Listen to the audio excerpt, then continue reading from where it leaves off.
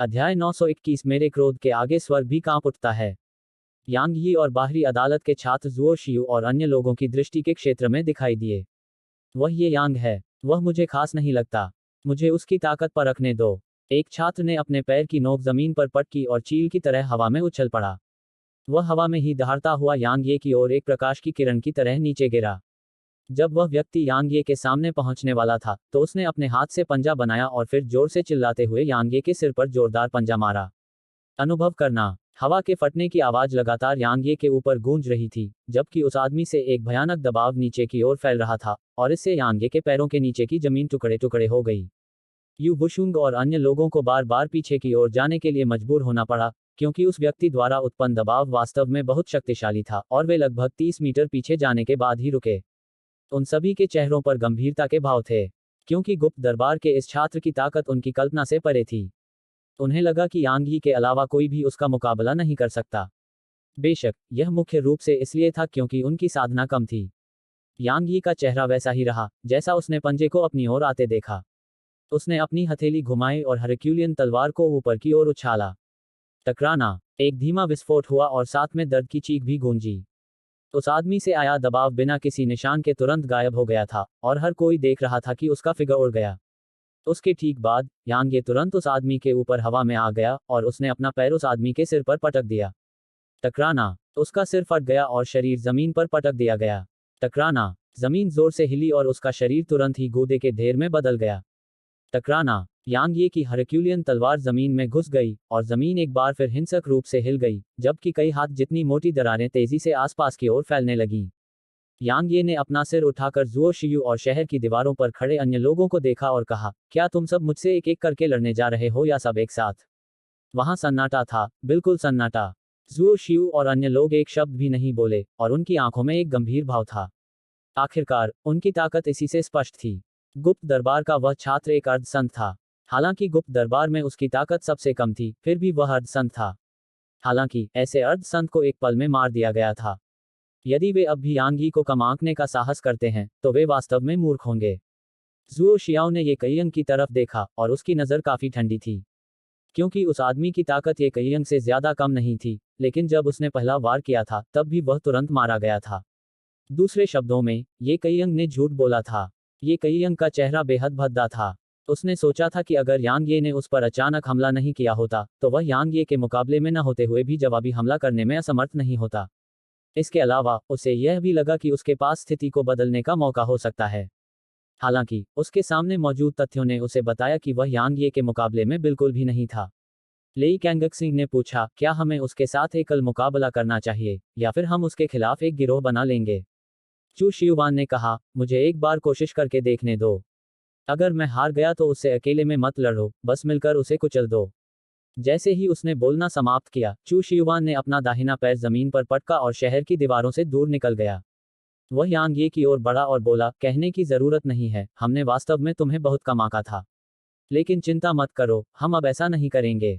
बोलते समय उसने यू बुशुंग और अन्य लोगों की ओर देखा। हमारा गुप्त दरबार आमतौर पर परेशानी का कारण नहीं बनता, लेकिन एक बार ऐसा होने पर पूरी अकादमी भी हमारे सामने कांप उठेगी। आज से अगले 3 वर्षों तक अकादमी में कोई बाहरी प्रांगण नहीं होगा। जैसे ही उसने बोलना समाप्त किया, उसके भीतर से एक भयानक आभा निकली और वह असंख्य पर्वतों की तरह यांग यी की ओर दबाव डालने लगी। मैं आमतौर पर परेशानी नहीं पैदा करता, लेकिन एक बार मैं ऐसा करता हूं तो स्वर्ग भी मेरे सामने कांप उठता है। यांग ये चू शियुवान की ओर चलते हुए बोला, आज से गुप्त न्यायालय को अगले 3 वर्षों के लिए अकादमी से हटाया जा सकता है।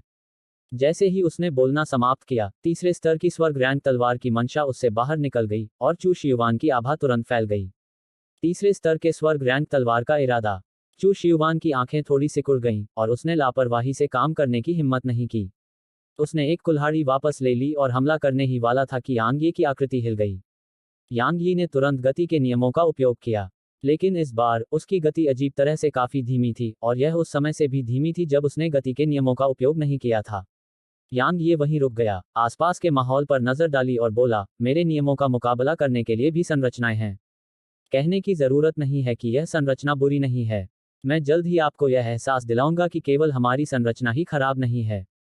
जैसे ही चू शियुवान ने बोलना समाप्त किया, उसने अपनी कुल्हाड़ी यांग ये पर घुमाई और उसकी धार से प्रकाश की एक किरण निकली और तुरंत यांग ये के सामने आ गई।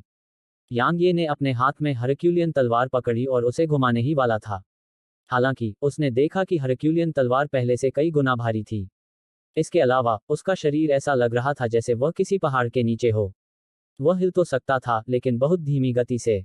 इसलिए चू शियुआन का हमला सीधे उसकी छाती पर लगा था। टकराना। एक धमाका हुआ। हालांकि यांग ये बिल्कुल भी नहीं हिला और उस पर चोट के कोई निशान नहीं थे। यह दृश्य देखकर जुओ शियू और अन्य लोगों के हाव भाव एक साथ बदल गए। जाहिर है, उन्होंने कल्पना भी नहीं की थी कि यांग ये का शरीर इस हद तक मजबूत होगा। चू शियुआन के चेहरे पर एक बेहद गंभीर भाव था। यांग ये ने चू शियुआन पर कोई ध्यान नहीं दिया और वह लगातार आसपास के क्षेत्र का आंकलन करता रहा, ताकि वह संरचना के मूल का पता लगा सके और उसे नष्ट कर सके। इस समय उसे समझ में आया कि उनमें से केवल 30 ही उत्तरी द्वार की रक्षा कर सकते हैं। यह ऐसी संरचनाओं के कारण था, क्योंकि किसी व्यक्ति के लिए ऐसी संरचना से घिरे होने पर उस व्यक्ति की सामान्य शक्ति का 20% या 30% भी सामने लाना आश्चर्यजनक होगा। हालांकि यांग ये निराश था। गठन के प्रभावों को महसूस करने में सक्षम होने के अलावा वह गठन के किसी भी संकेत को नोटिस करने में सक्षम नहीं था। चूंकि वह इसे नोटिस नहीं कर सकता था, इसलिए वह इसे पूर्ववत नहीं कर सकता था। यांग यी की भौहें थोड़ी सिकुड़ गईं। उसे वास्तव में गठन की परवाह नहीं थी, लेकिन इससे उसे यह समझने में मदद मिली कि कानूनों की ऊर्जा का भी मुकाबला किया जा सकता है। हालांकि उसे यह बात समझ में आ गई। आखिरकार दुनिया में हर चीज एक दूसरे का विरोध करती है।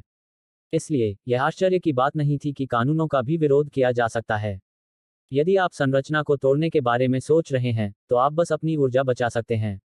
इस बीच जुओ शियू ने अन्य छात्रों को शहर की दीवारों से दूर ले जाकर चू शियुआन के पास पहुंचाया। यह संरचना एक उन्नत संरचना है जिसे डीन ने सेंट्रल डिवाइन प्रीफेक्चर से वापस लाया है। यदि इसे डीन और अन्य लोगों द्वारा स्थापित किया गया था, तो यह संतों को भी दबा सकता है। भले ही हमने जो संरचना स्थापित की है वह उनकी तुलना में कमतर है, लेकिन यह ऐसी चीज नहीं है जिसे आप जैसे छोटे से मोनाक रियल्म साधक नष्ट कर सकें। चू शियुआन ने जुओ शियू को देखा, मुझे खुद करने दो। जुओ जियू ने अपना सिर हिलाया। तलवार दाव में उनकी उपलब्धियां बहुत ही भयानक हैं। उनका शरीर अर्ध संत क्षेत्र के उच्च पद पर एक राक्षस जानवर के बराबर है, और उनके पास गति के नियम भी हैं। आप उनका कुछ नहीं कर पाएंगे, भले ही आपके पास उन्हें दबाने के लिए गठन हो, और इसके बजाय आप मारे भी जा सकते हैं। चू शियुआन ने धीमी आवाज में कहा, क्या तुम मुझे नीचे देख रहे हो?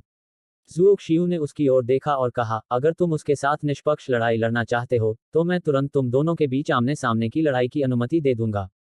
चूंकि यह लड़ाई निष्पक्ष नहीं है, तो इसे पूरी तरह से अनुचित होने दो।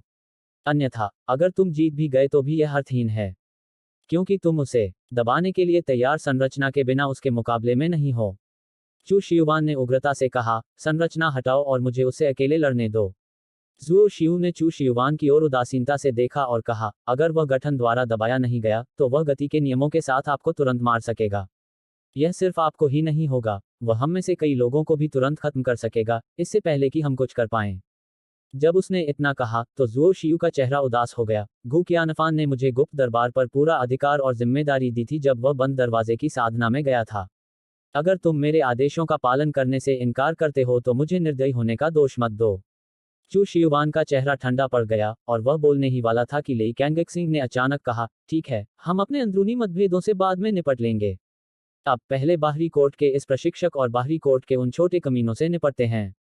ये कईयंग अचानक बोली, बाहरी कोर्ट की लड़कियां बहुत सुंदर हैं। वास्तव में, हे। गोंगसन नामक उस व्यक्ति ने ली किंगी और अन्य लोगों को देखा। बड़े भाई जुओ शियू, क्या हम उन महिलाओं को बाद में जीवित रख सकते हैं? उन्हें मारने से पहले उनके साथ मौज मस्ती करते हैं, अन्यथा यह वास्तव में बर्बादी होगी। हे। लेई कैंगक्सिंग ने यू बुशुंग और अन्य लोगों की ओर देखा और फिर वह स्पष्ट रूप से बोला, चूंकि उन्होंने हमारे साथ दुश्मनों जैसा व्यवहार करना चुना है, इसलिए हमें उनके साथ सहपाठियों जैसा व्यवहार करने की आवश्यकता नहीं है। जब वह इतना बोला, तो उसके मुंह के कोनों पर एक हल्की सी शैतानी मुस्कान उभर आई। तो हम उन्हें कुछ समय के लिए जीवित रखेंगे ताकि हम उन्हें सही महिला बनना सिखा सकें। यह एक अच्छा विचार है, चू शियुआन ने कहा। जुओ शियू ने ली किंगी और अन्य लोगों की ओर देखा, तो फिर उन्हें जीवित रखो। गुप्त दरबार के अन्य छात्रों ने जब यह सुना तो वे तुरंत हंसने लगे। इस बीच यांग ये अचानक बोला, क्या आप सबका काम हो गया? जुओ शियू की नजर यांग ये पर पड़ी जबकि उसके मुंह के कोनों में उपहास भरा हुआ था। मुझे पता है कि तुम मजबूत हो, और शायद मैं भी आमने सामने की लड़ाई में तुम्हारा मुकाबला नहीं कर सकता। लेकिन तो क्या, यहाँ डिले फॉर्मेशन और ग्रेविटी फॉर्मेशन के साथ, तुम्हारा तो कहना ही क्या, तुम में से 10 भी हमारी दया पर होंगे। लेकिन चिंता मत करो, मैं तुम्हें इतनी जल्दी मरने नहीं दूंगा। मैं तुम्हें देखने दूंगा कि उन महिला छात्रों के साथ क्या होता है, और फिर हम तुम्हें धीरे धीरे मार देंगे। यांग ये ने सिर हिलाया, और फिर उसने उन सभी की तरफ देखा और फिर कहा, तो आपका आत्मविश्वास इस संरचना से आता है। यह वाकई हंसने लायक है। और कहा। जैसे ही उसने बोलना समाप्त किया, यांग ये ने एक कदम आगे बढ़ाया। टकराना। एक बहुत बड़ा विस्फोट हुआ, और फिर ऊर्जा के अनगिनत धागे पतली हवा से प्रकट हुए और उन्हें सफेद धुंध की तरह घेर लिया। संरचना नष्ट हो गई। जू जियू और अन्य लोग मौके पर ही दंग रह गए। अध्याय 922। आप सभी आज से आगे जीने का सपना देख सकते हैं। यह संरचना वास्तव में बहुत ही भयानक थी और इसका कोई निशान नहीं था। यहाँ तक कि यांग यी भी अपनी ताकत के बावजूद इसका कोई निशान नहीं देख पाया था। हालांकि चाहे वह कितना भी महान क्यों न हो, यह अभी भी अपने तलवार डोमेन के भीतर अपना असली रूप प्रकट करेगा। जैसे ही उसने तलवार डोमेन को सक्रिय किया, यांग ये ने तुरंत संरचना के निशान खोज लिए। चूंकि यह उसे दिखाई दे रहा था, इसलिए वह अपने प्रबुद्ध तलवार हृदय की धारणा से तुरंत इसमें एक दोष का पता लगाने में सक्षम था।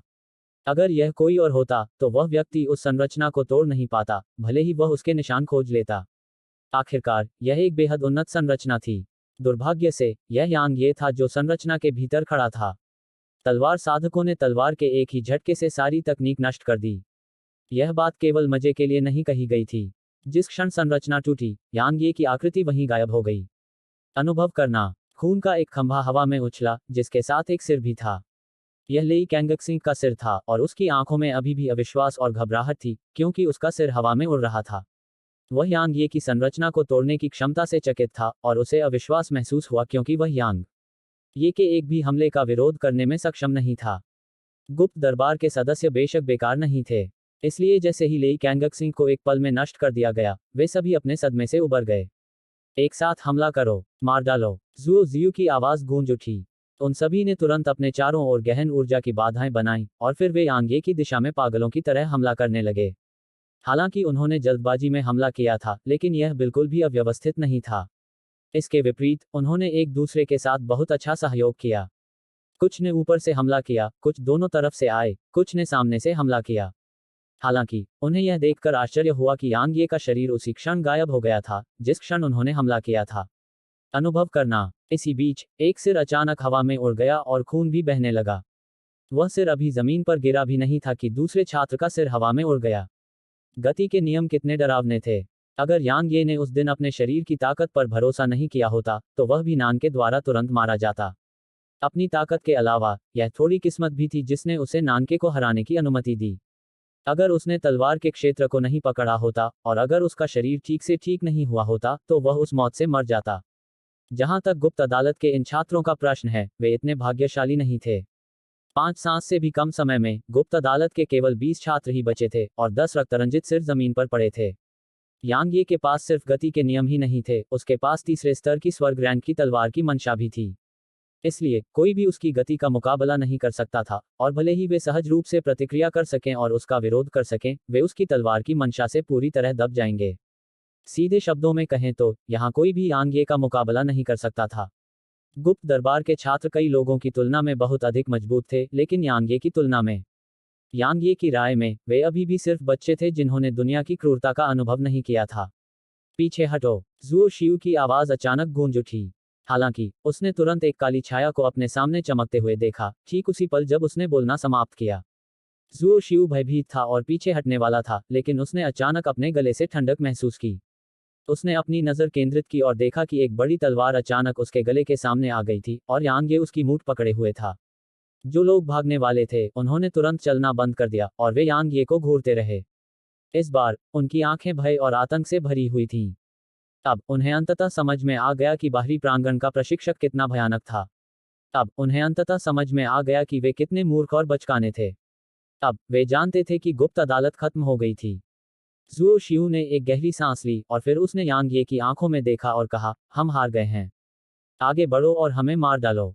तुम्हें मार डालूंगी। यांग ये ने हंसते हुए कहा, क्या तुम्हें लगता है कि मेरी हिम्मत नहीं है? असल में, मैंने कभी भी तुम सभी को अपना विरोधी नहीं माना। जानते हो क्यों? क्योंकि तुम सभी मेरे विरोधी होने के लायक नहीं हो। इस बीच, छात्रों में से एक ने गुस्से में कहा, ये यांग, अगर तुम हमें मारना चाहते हो, तो मार डालो। हमारा अपमान क्यों कर रहे हो? अनुभव करना। प्रकाश की एक किरण चमकी और फिर उस छात्र का सिर हवा में उड़ गया। अन्य छात्रों के चेहरे पर उदासी छा गई और वे एक कदम पीछे हटने के अलावा कुछ नहीं कर सके। यांग ये ने उन पर नजर डाली और कहा, देखा, तुम सबको मारना चींटियों को मारने जितना आसान है। क्या तुम सब सोचते हो कि तुम मेरे विरोधी होने के लायक हो?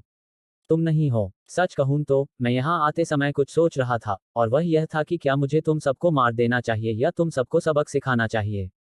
यांग ये ने इस बिंदु तक बोलते हुए मुस्कुराते हुए कहा, आप जानते हैं, जब मैं यहाँ आया था तो मैंने आप सभी को मारने का इरादा छोड़ दिया था। यह आप सभी की वजह से नहीं था, और ऐसा इसलिए नहीं था कि मुझे अचानक दया दिखाने का मन हुआ। यह उन बाहरी कोर्ट के छात्रों की वजह से था जो मेरे साथ हैं। मैं नहीं चाहता कि वे पूरी अकादमी के दुश्मन बन जाएं जैसे मैंने किया है। आखिरकार मुझे परवाह नहीं है, क्योंकि अगर अकादमी मुझे रहने देने से इनकार करती है तो मेरे लिए हमेशा एक जगह होगी। हालांकि वे एक जैसे नहीं हैं।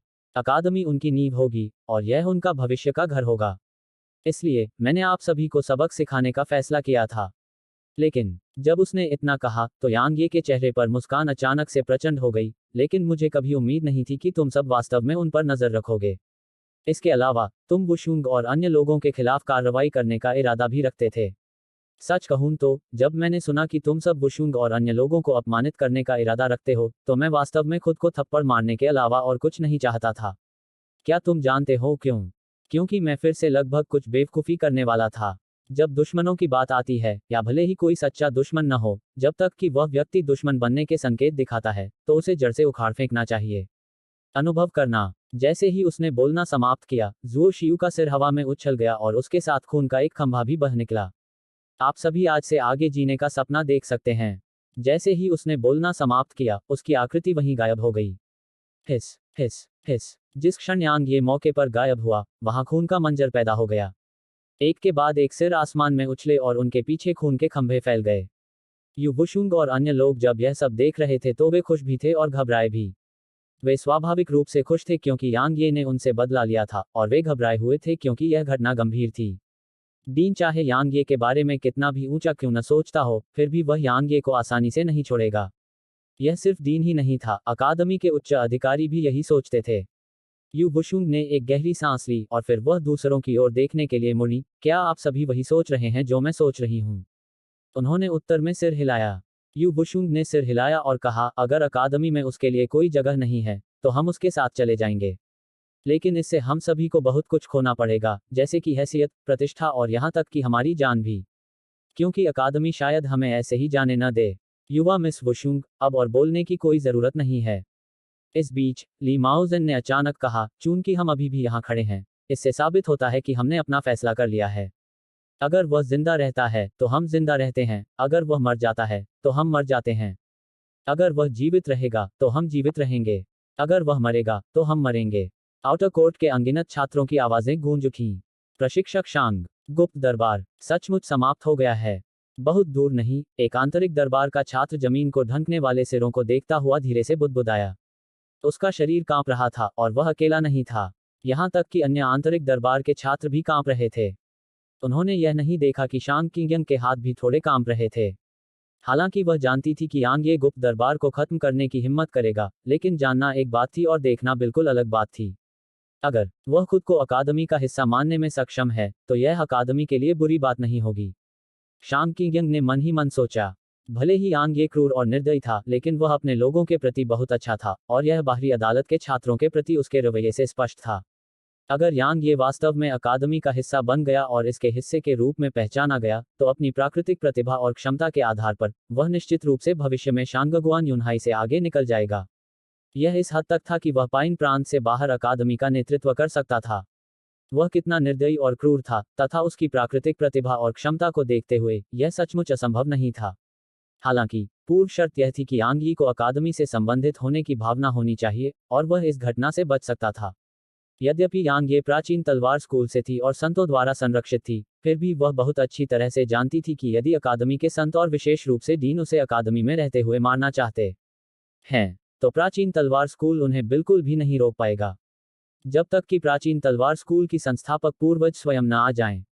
उसकी चेतना नहीं, बल्कि उसका शरीर ही। गुप्त दरबार के सभी सदस्य मर चुके थे और बिना किसी अपवाद के सभी के सिर काट दिए गए थे। जमीन खून से ढक गई। इसके अलावा यांगे ने उनकी सभी लाशों और सिरों को शहर से बाहर निकाला, और फिर उसने अपनी उंगलियों को बार बार फड़फड़ाया और उन सभी को शहर की दीवारों पर ठोंक दिया। जैसे ही उसने दीवारों पर ठोंकी गई लाशों और सिरों को देखा, यांगे ने हल्की सांस छोड़ी और कहा, अब से गुप्त अदालत नहीं रहेगी। अच्छा, अच्छा, बहुत अच्छा, वाकई बहुत अच्छा। ये यांग, तुम जितना मैंने सोचा था उससे भी ज्यादा निर्दयी हो। तुम सच में निर्दयी हो। अचानक आसमान से एक आवाज गूंजी, मुझे तुम्हें न मारने का एक कारण चाहिए। अन्यथा प्राचीन तलवार स्कूल के संस्थापक पूर्वज भी आज तुम्हें नहीं बचा पाएंगे। यह आवाज ऐसी थी जैसे कोई ज्वालामुखी फट पड़ा हो और इससे आकाश और पृथ्वी दोनों कांप उठे हों। यह डीन की आवाज थी।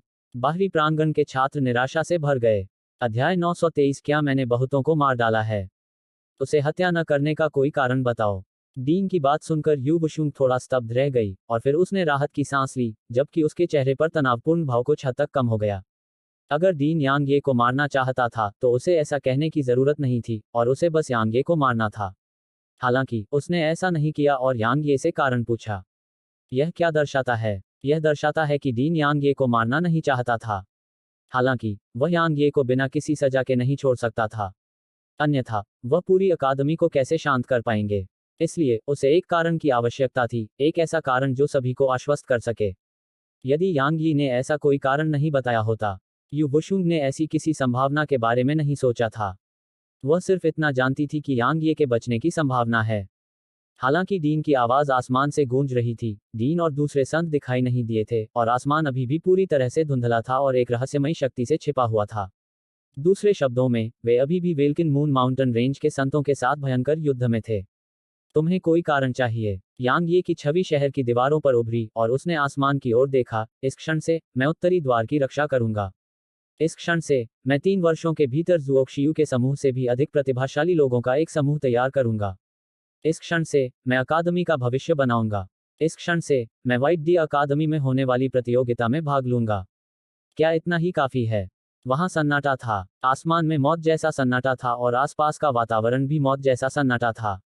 यांग यी बहुत घमंडी था और इसे अहंकारी भी माना जा सकता था। हालांकि किसी ने नहीं सोचा था कि वह घमंडी या अहंकारी था। आखिरकार उसकी ताकत सभी के लिए स्पष्ट थी, और उसकी क्षमता भी। आखिरकार यांग ये अभी केवल सम्राट दायरे में था।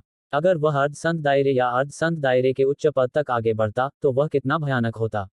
उस समय उस प्रीफेक्चर में केवल 5 नहीं बल्कि 6 शीर्ष प्रतिभाशाली लोग होंगे। काफी देर तक मौत की तरह खामोशी के बाद डीन की आवाज एक बार फिर गूंजी, याद रखो तुमने क्या कहा था। अगर तुम इनमें से एक भी काम पूरा नहीं कर पाए या करने की कोशिश नहीं की, तो मैं तुम्हें जरूर मार डालूंगा, चाहे इसके लिए मुझे दुनिया के किसी कोने में भी जाना पड़े। जैसे ही उसने बोलना समाप्त किया, आकाश पुनः शांत हो गया। बाहरी कोर्ट के छात्रों ने तुरंत राहत की सांस ली, और कुछ तो वहीं जमीन पर बैठ गए। भले ही वे यांग यी के साथ मरने के लिए दृढ़ थे, लेकिन कौन जीने की उम्मीद नहीं करेगा। जहां तक आंतरिक न्यायालय के छात्रों का सवाल है, वे चुप हो गए, और उनके चेहरे पर काफी उदास भाव थे, जबकि उनकी आंखों में उदासी की झलक देखी जा सकती थी। ऐसा नहीं था कि वे यांग ये की मौत की उम्मीद कर रहे थे, लेकिन यांग ये को केवल दिखावे के लिए सजा दी गई थी क्योंकि उसने आंतरिक न्यायालय के छात्रों का कत्लेआम किया था और फिर उसे तुरंत रिहा कर दिया गया था। इसलिए उनके लिए कुछ नाराजगी महसूस न करना असंभव नहीं था। हालांकि अगर उनमें नाराजगी थी भी, तो वे इसे केवल दबा सकते थे क्योंकि यह डीन का फैसला था। अब तक यांग ये ने पूरे गुप्त दरबार का कत्लेआम कर दिया था, लेकिन अकादमी ने अभी भी उसे कोई भौतिक दंड नहीं दिया। यह स्पष्टतः अनुचित था। जैसे कि वह जानती थी कि वे क्या सोच रहे थे, शांग किंगयंग ने पलटकर उनकी ओर देखा और कहा, ऐसा मत सोचो कि अकादमी निष्पक्ष नहीं है, क्योंकि इस दुनिया में कभी भी सच्ची निष्पक्षता नहीं रही है। अगर तुम सब इतने मजबूत हो कि अभी ये यांग को मार दो, तो मैं गारंटी देती हूं कि अकादमी निश्चित रूप से तुम सबको सजा नहीं देगी। यह वास्तविकता है। एक जीवित प्रतिभा हमेशा एक मृत प्रतिभा से ज्यादा महत्वपूर्ण होती है। इन कोर्ट के छात्रों में से एक ने अचानक पूछा, क्या इसका मतलब यह नहीं है कि अगर हमारे पास इसे समर्थन देने की ताकत है तो हम अकादमी में जो चाहें कर सकते हैं? हम अकादमी के नियमों की अवहेलना भी कर सकते हैं। शांग किंगयंग ने जवाब दिया, जब तक आपके पास पूर्ण शक्ति है, तब तक अकादमी की बात तो दूर, आप पूरे प्रीफेक्चर और यहां तक रेडियंस आयाम में भी अपनी मर्जी से काम कर सकते हैं। मुझे पता है कि आप सभी को लगेगा कि अकादमी ऐसे नियमों को बनाए रखने के लिए क्रूर है। हालांकि क्या आप सभी को एहसास है कि अगर अकादमी अब आप सभी के प्रति क्रूर नहीं है और आप सभी को ऐसे सिद्धांतों को समझने की अनुमति देती है, तो आप सभी को पता लगाने का एक और मौका नहीं मिल सकता है। क्या आप जानते हैं कि अकादमी ये यांग के अस्तित्व को क्यों बर्दाश्त कर सकती है? इसके कई कारण हैं, लेकिन उनमें से एक यह है कि अकादमी उसके माध्यम से अपनी वर्तमान स्थिति को बदलने का इरादा रखती है। इनकोर्ट के एक छात्र ने पूछा, क्या हमारी अकादमी की वर्तमान स्थिति अच्छी नहीं है? यह बुरा नहीं है, यह अब उपयुक्त नहीं है। शांग किंगयंग ने आगे कहा, आप सभी में प्रतिस्पर्धा की कमी है, और आप में अपनी जान तक लड़ने का साहस और दृढ़ संकल्प नहीं है। बेशक, आप सभी कहेंगे कि आप अकादमी में लगातार दूसरों के साथ प्रतिस्पर्धा कर रहे हैं, लेकिन ऐसी प्रतिस्पर्धा कुछ संप्रदायों और कुलों के लिए केवल बच्चों का खेल है। जब वह इतना बोलती है, तो शांग किंगयंग अचानक आसमान की ओर देखती है और कहती है, क्या आप सभी व्हाइट डी अकादमी को जानते हैं? मुझे यकीन है कि आप सभी ने इसके बारे में सुना होगा, क्योंकि हमारी अकादमी हमेशा अपने छात्रों को हर कुछ वर्षों में अपनी प्रतियोगिता में भाग लेने के लिए भेजती है। हालांकि, क्या आप सभी जानते हैं कि व्यवहारिक रूप से वहां जाने वाले सभी लोग कभी वापस नहीं आते हैं? आप सभी को लगता है कि ये यांग क्रूर और निर्दयी है। लेकिन मैं आप सभी को बता दूं कि व्हाइट डी अकादमी में ऐसी क्रूर घटनाएं हर दिन होती रहती हैं। अगर मैं आप सभी की तुलना उनसे करूं, तो व्हाइट डी अकादमी के छात्र भेड़िए होंगे जबकि आप सभी भेड़ होंगे। इन कोर्ट के छात्रों में से एक को थोड़ा संदेह हुआ, क्या वे वाकई इतने डरावने हैं? शांग किंगयंग की आंखों में एक जटिल अभिव्यक्ति चमक उठी। जो लोग केंद्रीय दिव्य प्रांत में जीवित रहने में सक्षम हैं, उन्हें सिर्फ भयानक कैसे कहा जा सकता है?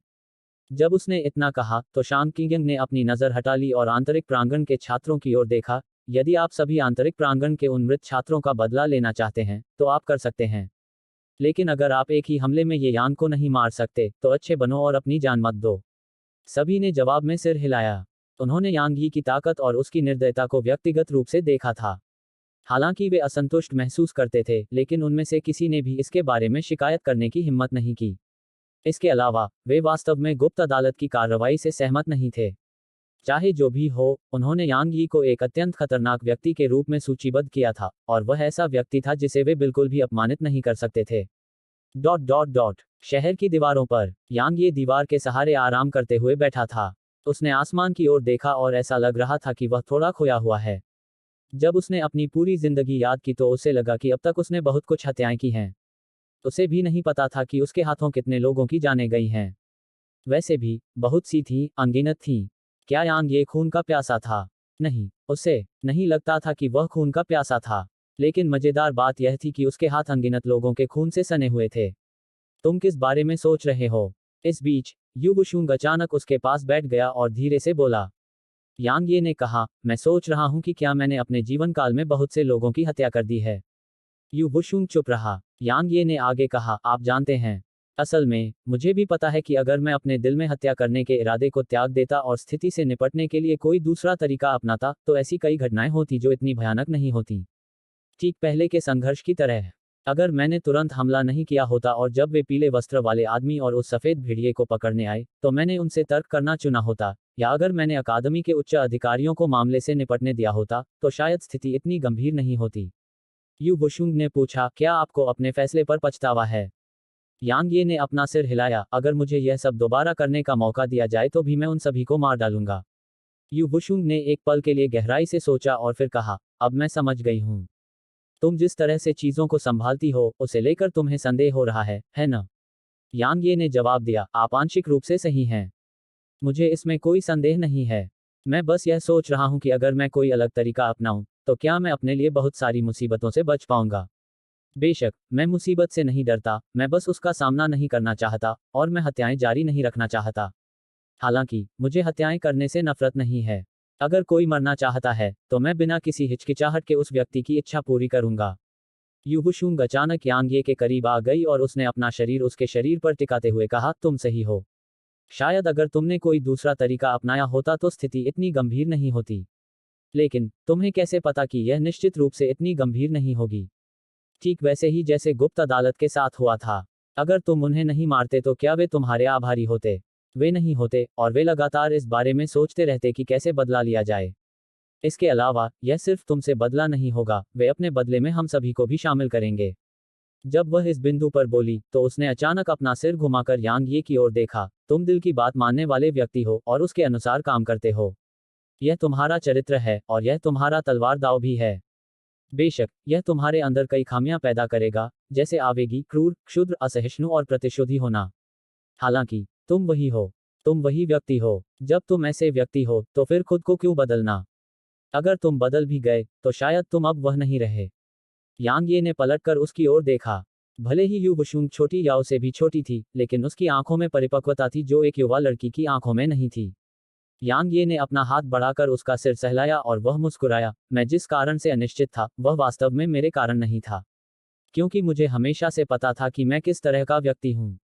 मेरी राय में, जब तक मेरा विवेक साफ है, तब तक मुझे जरूरत पड़ने पर 1 लाख लोगों को भी मारना होगा। मैंने यह सब इसलिए सोचा क्योंकि मुझे लगा कि मेरा चरित्र मेरे आसपास के लोगों को नुकसान पहुंचा सकता है। फिर मजबूत बनने के लिए कड़ी मेहनत करो। इस हद तक मजबूत बनो कि इस दुनिया में कोई भी तुम्हारे आसपास के लोगों को नुकसान न पहुंचा सके। उस समय कोई भी तुम्हारे साथ मुसीबत मोल लेने की हिम्मत नहीं करेगा। यू बुशुंग ने आगे कहा, हालांकि ऐसा करना काफी मुश्किल लगता है। यह बहुत मुश्किल है। यांग ये मुस्कुराया, लेकिन कोई बात नहीं। मैं इस पर कड़ी मेहनत करूंगा। न केवल उन लोगों के लिए जिनकी मुझे परवाह है, बल्कि अपने लिए भी। अगर मैं अपनी इच्छा के अनुसार काम करना चाहता हूं और अपने दिल की बात सुनना चाहता हूं, तो मेरे पास जबरदस्त ताकत होनी चाहिए। अन्यथा, पर्याप्त ताकत के बिना अपने दिल की बात सुनना मौत को आमंत्रित करने जैसा होगा। यू बुशुंग ने अचानक पूछा, क्या मुझे कोई ऐसा व्यक्ति माना जा सकता है जिसकी आप परवाह करते हैं? यांग ये ने जवाब दिया, मुझे नहीं पता। ओह, यू बुशुंग की आंखें थोड़ी धुंधली हो गईं। इस बीच यांग ये ने कहा, हालांकि मैं निश्चित रूप से उन सभी की पिटाई करूंगी जो आपको परेशान करेंगे। यह सुनते ही उसके मुंह के कोनों पर हल्की सी मुस्कान उभर आई।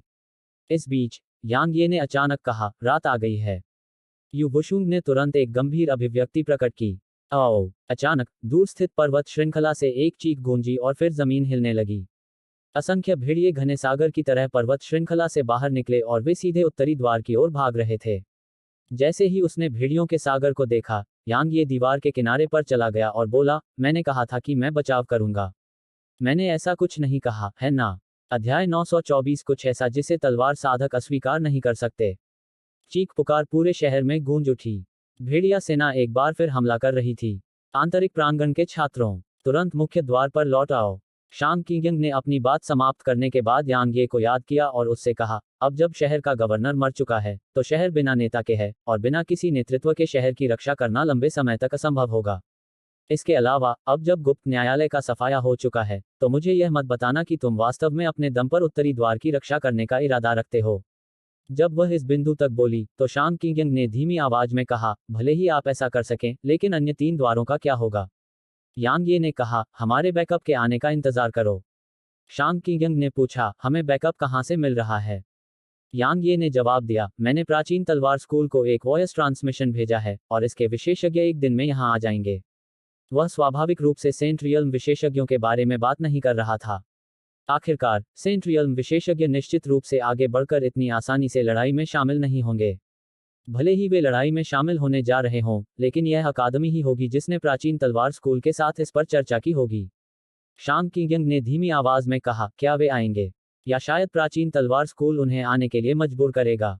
यांग ये ने कहा, आपको पता होना चाहिए कि संप्रदाय का हर एक शिष्य कुछ अतिरिक्त आय अर्जित करने के लिए कुछ कार्य स्वीकार करता है। न केवल संप्रदाय उन्हें ऐसा करने से रोकते नहीं हैं, बल्कि संप्रदाय ऐसे प्रयासों को प्रोत्साहित भी करते हैं।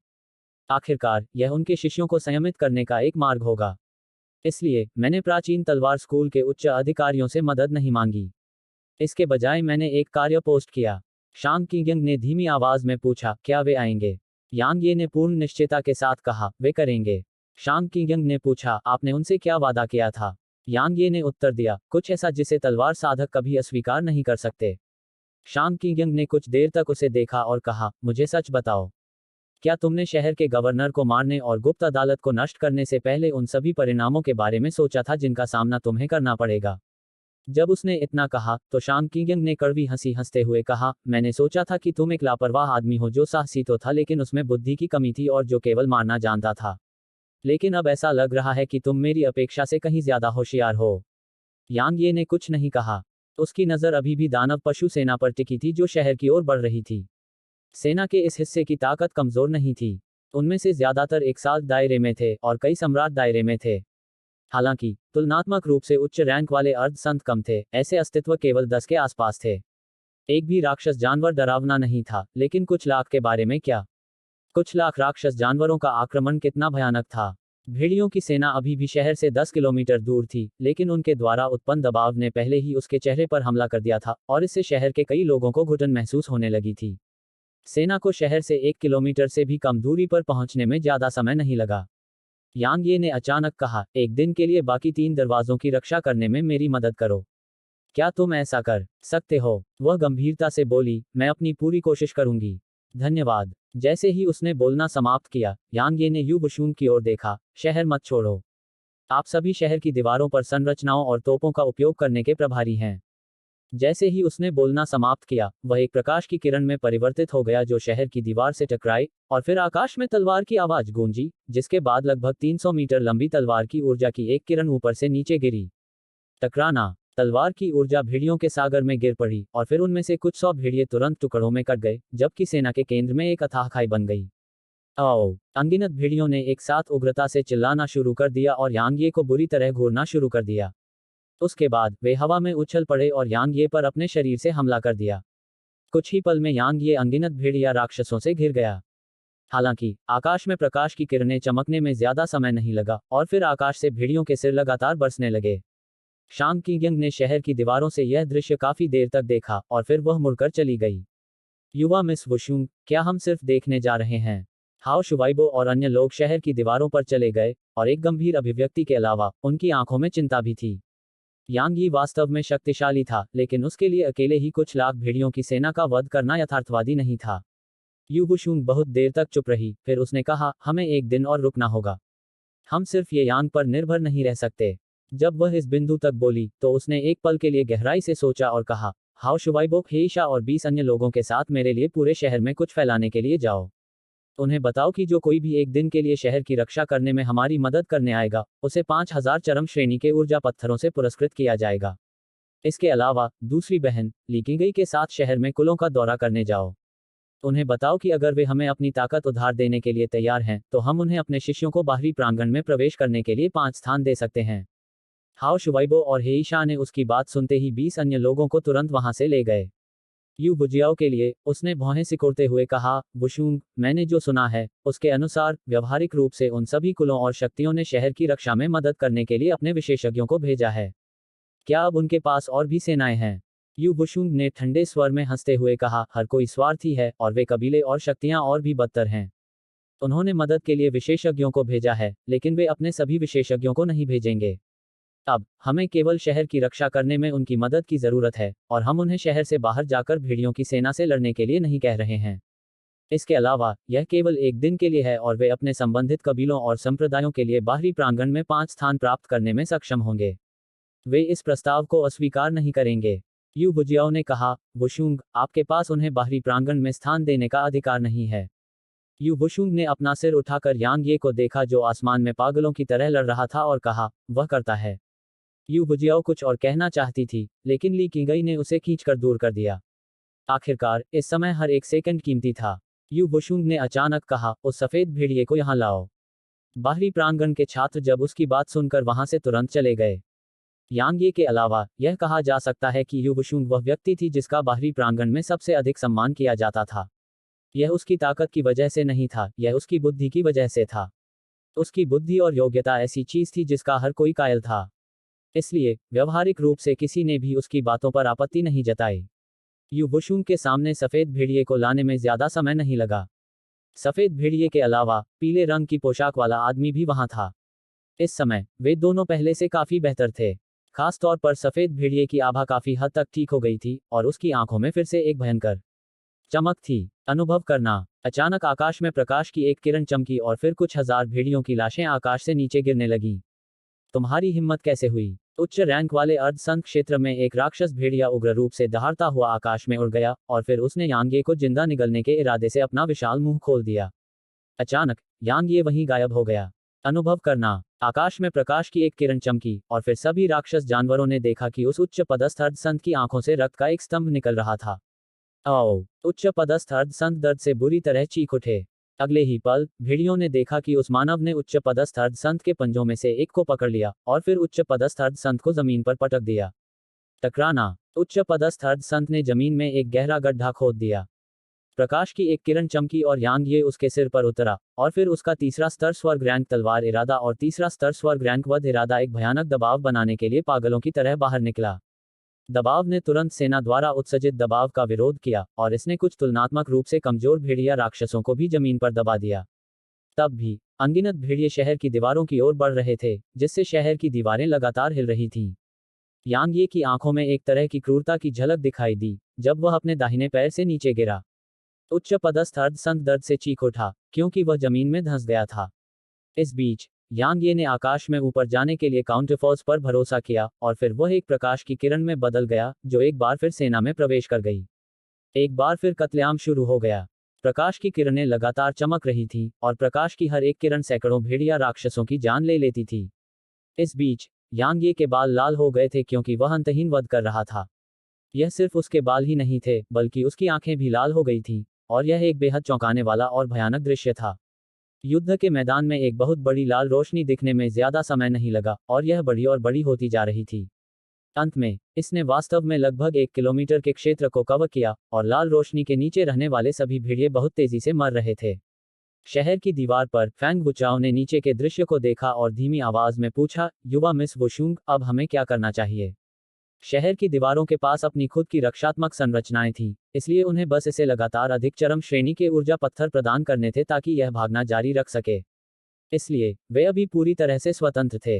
हालांकि वे सभी स्पष्ट रूप से जानते थे कि अगर यह जारी रहा तो शहर में सेंध लगने में बस समय की बात थी। हम इंतजार करते हैं, यू वुशुंग ने शहर की दीवारों के बाहर लाल बत्ती को घूरते हुए कहा। हम तब तक इंतजार करते हैं जब तक भेड़िया सेना वास्तव में ये यान को गंभीरता से नहीं ले लेती। तभी हम टालमटोल करना शुरू करते हैं। फैंग बुचाओ ने पूछा, वे प्रशिक्षक ये को कब गंभीरता से लेंगे? यू वुशुंग ने जवाब दिया, जब सेना का कमांडर खुद को दिखाएगा। आओ! अचानक आकाश में चीख गूंज उठी। आओ! सेना के अन्य भेड़िए उसकी चीख सुनकर एक स्वर में चीखे, वह यहाँ है। यू वुशुंग की आंखों में थोड़ा गंभीर भाव था। स्वूश! इसी बीच सेना के पीछे से नीली रोशनी की एक किरण चमकी। यह बहुत तेज थी और लाल रोशनी से घिरे क्षेत्र में पहुंचने में इसे बस एक पल लगा। टकराना! अचानक एक बड़ा विस्फोट हुआ और फिर सबने देखा कि एक आकृति उड़कर शहर की दीवार से टकरा गई। वह आकृति यांग ये थी। बात यहीं खत्म नहीं हुई। टकराना! यांग यी के सामने हवा में से एक नीला पंजा प्रकट हुआ और फिर उसके पेट से टकराया। सकना! यांग यी के मुंह से खून की एक धार निकली। इसके अलावा यांग यी के पीछे शहर की दीवार हिंसक रूप से हिल गई और दरारें मकड़ी के जाले की तरह फैलने लगीं। कुछ ही समय में दीवार का वह पूरा हिस्सा दरारों से भर गया। अध्याय 925 बकवास बंद करो और मुझसे लड़ो। ठीक उसी समय जब यांग ये के मुंह से खून की एक बूंद निकली, नीले भेड़िए का पंजा फिर से यांग ये के सामने आ गया। इस बार यह उसके पेट पर नहीं, बल्कि उसके सिर पर वार कर रहा था। यांग ये ने सहजता से महत्वपूर्ण क्षण पर अपना सिर एक तरफ घुमाया और हमले को चकमा दिया, जिससे पंजा दीवार से जा टकराया। टकराना! शहर की दीवार पर वास्तव में एक दरार टूट गई थी। जैसे ही वह चूक गया, पंजे ने तुरंत उसी गति को एक व्यापक गति में बदल दिया। यांग यी की आंखें थोड़ी सिकुड़ गईं। उसने अपनी हथेली को पलटा और हरक्यूलिस तलवार को वापस खींच लिया और फिर उसे अपनी छाती के सामने उठा लिया। टकराना! एक धीमी सी आवाज गूंजी और यांग यी तथा हरक्यूलियन तलवार दोनों जमीन पर गिर पड़े। आओ! भेड़ियों की सेना एक स्वर में चिल्लाई। यह उनकी खुशी का जयकारा था। यू वुशुंग और अन्य लोग शहर की दीवारों पर बुरी तरह पीले पड़ गए थे। सेना ने शहर पर फिर से हमला नहीं किया। वे लगभग 1 किलोमीटर दूर चले गए, जबकि एक भेड़िए के सिर और एक इंसान के शरीर वाली एक आकृति सेना के ठीक सामने खड़ी थी। उस आदमी की शक्ल काफी अजीब थी। आखिरकार उसका शरीर इंसान का था लेकिन सिर भेड़िए का था और उसके पंजे भी भेड़िए के थे। इस बीच उस आदमी के पीछे खड़े अनगिनत भेड़िया राक्षस उसे श्रद्धा, उत्साह और थोड़े से भय की नजरों से देख रहे थे। भेड़िया सिर वाले आदमी की नजर यांग ये पर पड़ी और वह बोला, मेरे द्वारा 2 बार हमला किए जाने के बाद तुम्हें बस कुछ चोटें ही लगी हैं। इंसान, तुम्हारा शरीर वाकई बुरा नहीं है। खांसी! यांग ये ने अपनी छाती को पकड़ते हुए खांसी की और उसके मुंह के कोने से खून की एक धार तुरंत निकल आई। उसकी नजर अपनी छाती पर पड़ी। इस समय उसकी छाती नीचे धंस चुकी थी। यांग ये ने एक पल के लिए गहराई से सोचा और फिर उसने हरक्यूलियन तलवार को देखा और उस पर पंजे के निशान थे। यांग ये ने हरक्यूलियन तलवार को दूर रख दिया और फिर उसकी नजर में गंभीरता का भाव था, जो उस आदमी की ओर गया। अब तक उसके सामने खड़ा आदमी पहला राक्षस जानवर था जिसका उसने सामना किया था, जो शारीरिक परिष्कार के मामले में उसकी ताकत से पूरी तरह से आगे निकल गया था। इस क्षण उसे अंततः यह समझ में आ गया कि राक्षस जानवरों के बीच उन उच्च श्रेणी के अर्धसंतों की तुलना में उसका शरीर अभी भी वास्तव में हीन था। मानव, यदि तुम मेरे सामने आत्मसमर्पण करने और मेरे अधीन होने को तैयार हो, लैन जियो, तो मैं तुम्हें और तुम्हारे प्रियजनों को छोड़ने को तैयार हूं। भेड़िया सिर वाला आदमी अचानक बोला, मैं शायद ही कभी मनुष्यों पर दया करता हूँ। यह पहली बार है और यह आखिरी बार होगा। इसका अच्छा उपयोग करो। यांग ये के मुंह के कोनों पर हल्की मुस्कान उभरी, अगर तुम अभी आत्मसमर्पण करने और मेरी सवारी बनने को तैयार हो तो मैं तुम्हें भी छोड़ दूंगा। ठीक है, मैं भी दूसरों पर शायद ही कभी दया करता हूँ। लगता है तुमने मौत को चुन लिया है। जैसे ही लैन जियो ने बोलना समाप्त किया, एक धमाका हुआ और फिर लैन जियो लगभग 10 कदम पीछे हट गया। आसपास के सभी भेड़िए दंग रह गए, क्योंकि यांग ये अभी भी वहीं खड़ा था और बिल्कुल भी नहीं हिला था। लैन जियाओ ने अपना हाथ बढ़ाया और उसके गले को छुआ। वहां खून का लाल निशान था। उसने यांग ये को देखने के लिए अपना सिर उठाया और यांग ये भी उसे देख रहा था। उन दोनों की आंखों में गंभीर भाव थे। लैन जियो के बोलने में काफी समय बीत गया, कानूनों की ऊर्जा। इस बार उसकी गहरी नीली आंखें अब शांत नहीं थीं और उनमें हल्की लहरें थीं। यांग ये अपने शरीर की वजह से नानके को हराने में सक्षम था, जिसने गति के नियमों को समझ लिया था। चूंकि उसका शरीर मजबूत था, इसलिए वह नानके के हमलों का मजबूती से विरोध करने में सक्षम था। यही कारण था कि वह गति के नियमों को दबाने के लिए अपने तलवार क्षेत्र का उपयोग करने में सक्षम था। अगर उसके पास मजबूत शरीर नहीं होता, तो वह शुरू में ही तुरंत मारा जाता और उसके पास तलवार क्षेत्र का उपयोग करने का जरा भी मौका नहीं होता। इस समय लैन जियो और यांग यी बिल्कुल एक ही स्थिति में थे, क्योंकि लैन जियो के पास एक भौतिक शरीर था जो उसकी गति के नियमों के खिलाफ बचाव कर सकता था। अभी अभी उसके हमले को तीसरे स्तर के स्वर्ग रैंक तलवार इरादे से बढ़ाया गया था। हालांकि यह वास्तव में ऐसा हमला था जिसने लैन जियो की त्वचा को केवल चीर दिया था। यह कल्पना करना वास्तव में काफी कठिन है कि आप जैसे एक सम्राट क्षेत्र के साधक ने वास्तव में मुझे घायल कर दिया। लैन जियाओ धीरे धीरे यांग ये की ओर चला गया। आपके जैसे मानव प्रतिभा को खत्म करना बेहतर लगता है, ताकि मेरे भेड़िया कबीले को भविष्य में एक और दुर्जय दुश्मन न मिले। जैसे ही उसने बोलना समाप्त किया, लैन जियाओ नीली रोशनी की किरण में बदल गया जो यांग ये की ओर बढ़ गया। आदमी और भेड़िया युद्ध में प्रवेश किया। उनकी लड़ाई काफी अजीब थी, क्योंकि आसपास के राक्षस जानवर यांग ये और लैन जियाओ की आकृतियों को बिल्कुल भी नहीं देख पा रहे थे। वे केवल कई विस्फोटों की गूंज और शारीरिक टकराव की आवाज सुन सकते थे। लड़ाई और भी ज्यादा तेज होती जा रही थी, यहां तक कि आसपास की जगह भी जोरदार तरीके से हिलने लगी थी और कभी कभी तो फट भी जाती थी। जहां तक जमीन की बात है तो वह फटकर ढह गई थी। टकराना, एक विस्फोट हुआ जो वज्रपात की तरह था और फिर वे दोनों यहां सबके सामने प्रकट हुए। यांग ये के चेहरे और शरीर पर पंजों के निशान थे और उससे लगातार खून बह रहा था। इससे उसके कपड़े लाल हो गए थे। इसके अलावा उसके बाल और आंखें खून की तरह लाल थीं और इससे वह बेहद क्रूर लग रहा था। हालांकि उसके चेहरे पर उत्साह और पागलपन का एक निशान था। इसके विपरीत लैन जियाओ की हालत बहुत बेहतर थी। उसके कपड़े क्षतिग्रस्त होने के अलावा उसे कोई चोट नहीं लगी थी। लैन जियाओ कुछ कहने ही वाली थी, लेकिन यांग ये ने पहले बोल दिया, झगड़ा बंद करो और मुझसे लड़ो। जैसे ही उसने बोलना समाप्त किया, यांग ये अचानक फिर से वहीं गायब हो गया। टकराना, एक बार फिर बहुत बड़ा विस्फोट हुआ। यांग ये और लैन जियाओ की लड़ाई बहुत सरल थी। यह बिना किसी आकर्षक चाल के आमने सामने की टक्कर की लड़ाई थी। जबकि लैन जियाओ की गति बहुत तेज थी, वह यांग ये के गति के नियमों की तुलना नहीं कर सकता था, लेकिन यह बिल्कुल भी वापस लड़ने में असमर्थ होने की सीमा तक नहीं था। शरीर की ताकत और बचाव के मामले में यांग ये बहुत कमतर था। इसलिए जबकि लैन जियाओ की गति यांग ये से कमतर थी, लैन जियाओ अपनी शारीरिक शक्ति और बचाव पर भरोसा करने में सक्षम था, न केवल किसी भी नुकसान से बचने के लिए, बल्कि उसने कई मौकों पर यांग ये को घायल भी किया। हालांकि जैसे जैसे वह लड़ता गया, यांग ये और अधिक पागल होता गया। यांग ये के अनुसार अपनी ताकत बढ़ाने के लिए युद्ध ही सबसे अच्छा तरीका था। हालांकि वह ध्यान के जरिए अपनी ताकत बढ़ा सकता था, लेकिन यह जीवन और मृत्यु की लड़ाई की तुलना में गति में बहुत कमजोर था। जब कोई व्यक्ति जीवन और मृत्यु की लड़ाई का सामना करता है, तभी वह अपने भीतर से अकल्पनीय क्षमता को सामने ला सकता है। बहुत समय बीत चुका था जब से वह अकादमी में आया था। नहीं, तब से वह रेडियंट आयाम में आया था। भले ही वह लगातार युद्ध में दूसरों से लड़ रहा था, लेकिन वे अर्थहीन लड़ाइयां थीं। क्योंकि वे लड़ाइयां उसके लिए बिल्कुल भी कठिन नहीं थीं, तो वे उसकी ताकत को बेहतर बनाने में उसकी मदद कैसे कर सकती थीं।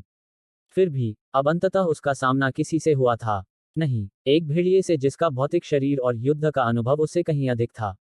सरल शब्दों में कहें तो उसके सामने खड़े इस भेड़िए ने उसे खतरे का आभास करा दिया था और उसे वास्तव में इसी की आवश्यकता थी। क्योंकि उनकी लड़ाई का झटका लगातार बढ़ता जा रहा था और इसका असर एक बड़े दायरे में फैल रहा था। सभी भेड़िए इसे सहन नहीं कर पा रहे थे और वे लगातार पीछे हट रहे थे। युवा मिस वुशुंग, क्या प्रशिक्षक ये जीत पाएंगी? बाहरी प्रांगण के छात्रों में से एक ने धीमी आवाज में कहा। यू वुशुंग ने निश्चयता से उत्तर दिया, बेशक। वह छात्र हैरान था, क्यों? क्योंकि अगर वह जीत नहीं पाया तो भाग जाएगा। यू बुशुंग ने आगे कहा, लेकिन वह भागा नहीं है। इसलिए यह साबित करता है कि उसे जीतने की अपनी क्षमता पर पूरा भरोसा है। वह छात्र अवाक रह गया। टकराना। अचानक आसमान में एक भयानक आभा दिखाई दी। यह भौतिक प्रतीत हो रही थी और इसने अपने सामने के अंतरिक्ष को हिलाकर रख दिया। सम्राट राज्य का उच्च पद। यहाँ के सभी लोग और राक्षस जानवर दंग रह गए। लेन जियाओ एक उच्च पद के अर्ध संत थे, इसलिए स्वाभाविक रूप से उनका आगे बढ़ना असंभव था। चूंकि यह वह नहीं था, तो यह स्वाभाविक रूप से यांग ये था। वह युद्ध में आगे बढ़ा। टकराना। एक धीमी सी आवाज सुनाई दी जब एक आकृति उड़ती हुई दिखाई दी। हालांकि वह आकृति कुछ 100 मीटर ही उड़ी थी कि अचानक हवा में ही रुक गई। वह यांग ये था। इस समय यांग ये के शरीर की स्थिति पहले से भी ज्यादा भयावह थी। उसके कपड़े पूरी तरह से फटे हुए थे और उसका नंगा ऊपरी शरीर खून से लथपथ चोटों से भरा हुआ था। इसके अलावा उनमें से हर एक हड्डी तक गहरी थी। सौभाग्य से वे तेजी से ठीक हो रहे थे। लेन जियाओ अचानक बोला, आप मुझे अभ्यास लक्ष्य के रूप में इस्तेमाल कर रहे हैं। यांग ये ने एक गहरी सांस ली और अपनी उन्नति से आई आभा को शांत किया, और फिर उसने लेन जियो की ओर देखा और कहा, तुम क्या सोचती हो? लेन जियाओ की आंखों में तुरंत एक क्रूर भाव उभर आया और उसने कहा, मानव, मुझे यह स्वीकार करना होगा कि तुम वास्तव में बुरे नहीं हो। कम से कम तुम्हारी गति मेरे लिए एक बड़ी समस्या है।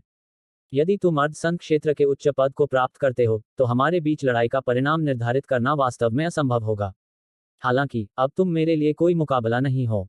जैसे ही उसने बोलना समाप्त किया, लेन जियाओ से अचानक नीली रोशनी की किरण फूट पड़ी और फिर यांग ये के सामने एक विशाल भेड़िया प्रकट हुआ।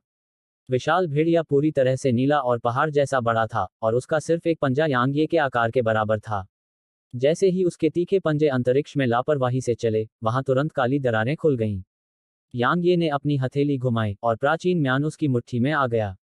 उसी समय उसके चारों ओर 100 तलवारें दिखाई दीं। तलवारें तेज गति से घूमने लगी और फिर प्रकाश की किरणों ने प्रकाश की एक गेंद बनाई जिसने यांग ये को पूरी तरह से घेर लिया। अचानक प्रकाश के गोले के भीतर से एक आवाज गूंजी, अब इसे खत्म करने का समय आ गया है।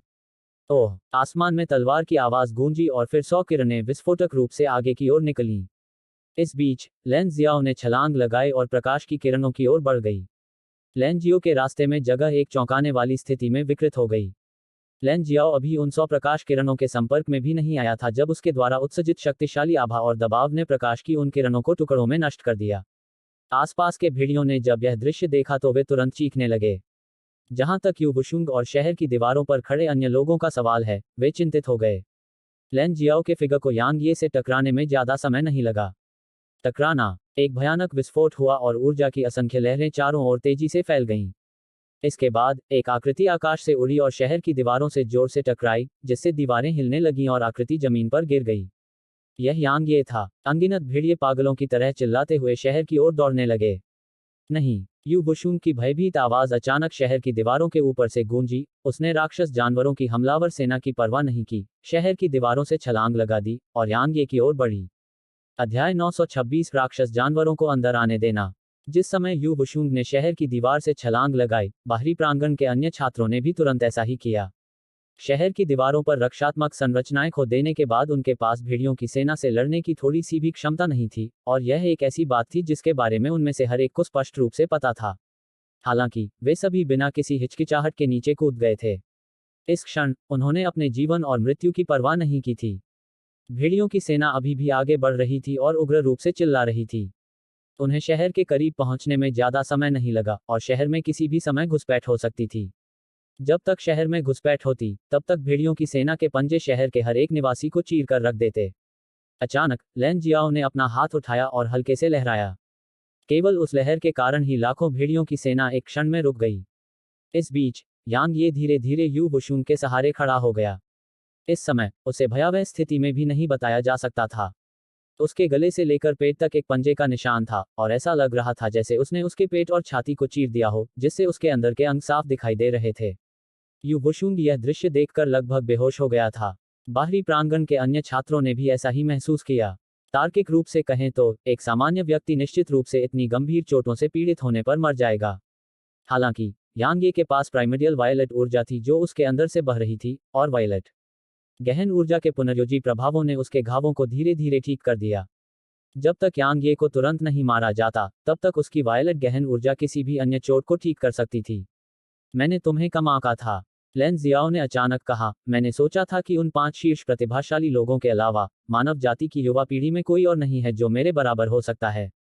लेकिन मैं गलत था। तुम मजबूत हो, बेहद मजबूत हो, और अगर मैंने तुम्हें कम नहीं आंका होता तो भी मैं मर सकता था। मैंने तुम्हें कम नहीं आंका।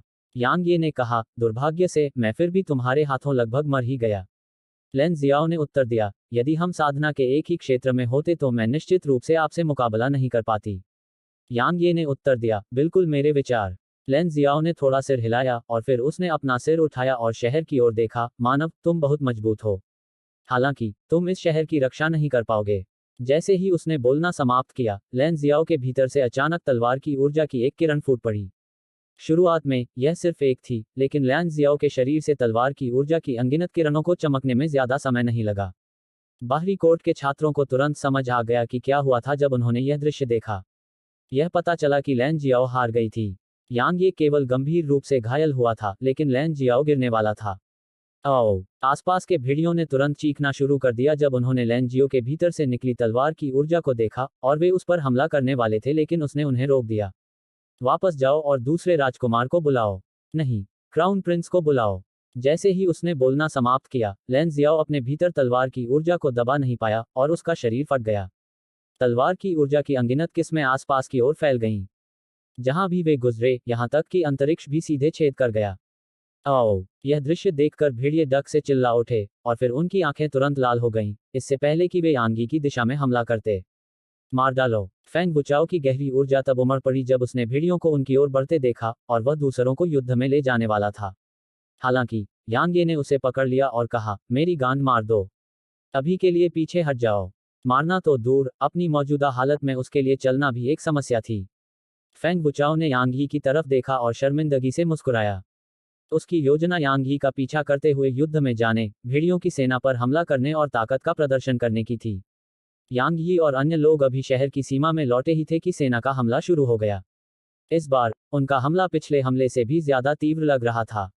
वे सभी अपनी जान की परवाह किए बिना शहर की दीवारों पर पागलों की तरह हमला कर रहे थे। इस बार उत्तरी द्वार केवल उनके हमलों से खुद का बचाव कर सकते थे और जवाबी हमला नहीं कर सकते थे, इसलिए यहाँ की संरचनाएं भी अभिभूत होने के संकेत दे रही थीं। सौभाग्य से यू बुशूंग की रणनीति कारगर रही। शहर के अनगिनत साधकों ने शहर की दीवारों पर चढ़कर शहर की रक्षा करने में मदद की, और इससे यू बुशूंग पर पड़ने वाला दबाव तुरंत कम हो गया। यांग ये ने अपने कमरे में वापस जाकर आराम करने का विकल्प नहीं चुना, और वह बस शहर की दीवारों पर पैर मुड़कर बैठ गया और वहीं आराम करने लगा। भले ही यू बुशूंग ने सब कुछ अच्छी तरह से व्यवस्थित किया था, लेकिन यह बहुत उपयोगी नहीं था क्योंकि शहर की दीवारों पर मौजूद लोग ज्यादातर कमजोर थे। शहर की रक्षा करने के अलावा वे कोई जवाबी हमला करने में भी सक्षम नहीं थे। सीधे शब्दों में कहें तो यू बुशूंग और अन्य लोग अभी भी बहुत कमजोर थे, इसलिए अगर वह चले गए तो उन्हें चैन नहीं मिलेगा। मुझे जानकारी मिल गई है। इस बीच यू बुशूंग अचानक यांग ये के पास गया और कहा, वह साथी लैन जियाओ जिसने पहले आपसे लड़ाई की थी, वेल्किन वुल्फ डेमन किंग का तीसरा बेटा था। वेल्किन वुल्फ डेमन किंग के बच्चों में उसकी ताकत तीसरे स्थान पर है। हालांकि वेल्किन वुल्फ डेमन किंग उससे बहुत प्यार करता है। इसके अलावा यह सिर्फ डेमन किंग ही नहीं है, यहाँ तक कि पूरे पर्वत श्रृंखला में कई अन्य भेड़िया राक्षसों के दिल भी उसके प्रति सम्मान और श्रद्धा से भरे हुए हैं। कहा जा सकता है कि हमने एक हॉर्नेट का छत्ता उड़ा दिया है। यांग ये ने अपनी आंखें खोली और शहर की दीवारों के नीचे देखा। अनगिनत भेड़िया राक्षस ऐसे लग रहे थे जैसे वे पागल हो गए हों, और वे शहर की दीवारों से लगातार टकरा रहे थे। पहले भेड़िया राक्षस पीछे हट जाते थे क्योंकि शहर की दीवारों पर तोपें थीं, इसलिए वे तोपों से डरते थे और उन तोपों से होने वाले हमलों को चकमा देते थे। हालांकि सेना अभी पूरी तरह से निडर लग रही थी, और यह इस हद तक भी था कि उन्होंने तोपों को रोकने के लिए अपने शरीर का इस्तेमाल किया। सेना के उन्मत्त हमलों के कारण शहर की दीवारों के कई हिस्से टूटने लगे थे। अधिकतम 2 घंटों में शहर में घुसपैठ हो जाएगी। यू बुशुंग ने सेना को देखा और गंभीरता से बोला, जहां तक प्राचीन तलवार स्कूल के विशेषज्ञों की बात है, तो उन्हें आने में कम से कम 8 घंटे लगेंगे। 8 घंटे। यांग ये की आंखें थोड़ी सिकुड़ गईं जबकि उसका चेहरा थोड़ा उतर गया। भेड़िए पागल हो गए थे, इसलिए भले ही उसकी ताकत बहाल हो जाए, लेकिन यह बहुत उपयोगी नहीं होगा। आखिरकार, चाहे वह कितना भी शक्तिशाली क्यों न हो, उसके लिए कुछ ही घंटों में कुछ मिलियन की सेना का वध करना असंभव था। यांग ये ने बहुत देर तक गहराई से सोचा और अचानक कहा, शहर में कितने लोग हैं? यू बुशुंग ने जवाब दिया, लगभग 100 मिलियन। यांग ये ने पूछा, तो फिर कितने लोग शहर की रक्षा में हमारी मदद कर रहे हैं? यू बुशुंग ने उत्तर दिया, 100,000 भी नहीं। यांग ये की आंखों के कोने फड़क उठे और उसने कहा, क्या उन्हें डर नहीं है कि शहर में घुसपैठ हो जाएगी और भेड़ियों की सेना शहर में प्रवेश करेगी? यू बुशुंग ने जोर से हंसते हुए कहा, हर कोई स्वार्थी है। जहां तक उनका सवाल है, अगर आसमान भी गिर जाए तो उसे रोकने के लिए कोई लंबा व्यक्ति तो होगा ही। वह लंबा व्यक्ति स्वाभाविक रूप से अकादमी है। अकादमी की सेना और शहर के गवर्नर एस्टेट की सेना शहर की रक्षा के लिए यहाँ है, इसलिए वे स्वाभाविक रूप से शहर की रक्षा के लिए अपनी जान जोखिम में नहीं डालेंगे जब तक हम उन्हें मुआवजा नहीं देते। यांग ये ने दीवार पर हाथ रखा और नीचे की सेना को देखा। दीप्तिमान आयाम में हर कोई साधना करता है। जब तक कि कोई ऐसा व्यक्ति न हो जो साधना करने की क्षमता के बिना पैदा हुआ हो, हर एक व्यक्ति साधना करना और साधक बनना चाहेगा। दूसरे शब्दों में, शहर के लगभग 100 मिलियन निवासियों में से कम 90% साधक हैं। उनके पास मदद करने की क्षमता है। हालांकि उनमें से केवल 100,000 से कम लोग ही हमारे साथ शहर की रक्षा करने के लिए तैयार थे, और उनमें से ज्यादातर केवल हमारे द्वारा दिए गए मुआवजे के कारण यहाँ हैं। यांग ये की निगाहें धीरे धीरे बर्फीली हो गईं जब उसने बोलना समाप्त किया। इसमें कोई मदद नहीं की जा सकती। यू बुशुंग ने जोर से हंसते हुए कहा, ocean of clouds city ocean of clouds अकादमी का क्षेत्र है। जहां तक उनका सवाल है, ऐसी समस्याओं से निपटने का काम अकादमी को ही करना चाहिए। अकादमी इस स्थिति के प्रति भी बहुत असहाय है। अन्यथा, अगर वह शहर की रक्षा के लिए पूरे शहर की सेना का उपयोग कर सकती, तो हमारी संख्या भेड़िया सेना से बिल्कुल भी कम नहीं होती। दुर्भाग्य से वे आने से इनकार करते हैं, है न? यांग ये ने आगे कहा, मैं समझती हूं कि वे क्या सोच रहे हैं। जैसा कि आपने कहा, जहां तक उनका सवाल है, शहर पर भेड़िया सेना का हमला वास्तव में अकादमी और वेल्किन वुल्फ माउंटेन रेंज के बीच की बात है। इसलिए वे इसे स्वाभाविक रूप से मानते हैं कि हमले से निपटने के लिए अकादमी को ही काम करना चाहिए। हालांकि उन्होंने कभी नहीं सोचा कि अगर अकादमी शहर की रक्षा करने में विफल रही और भेड़िया सेना शहर में घुस गई तो क्या होगा।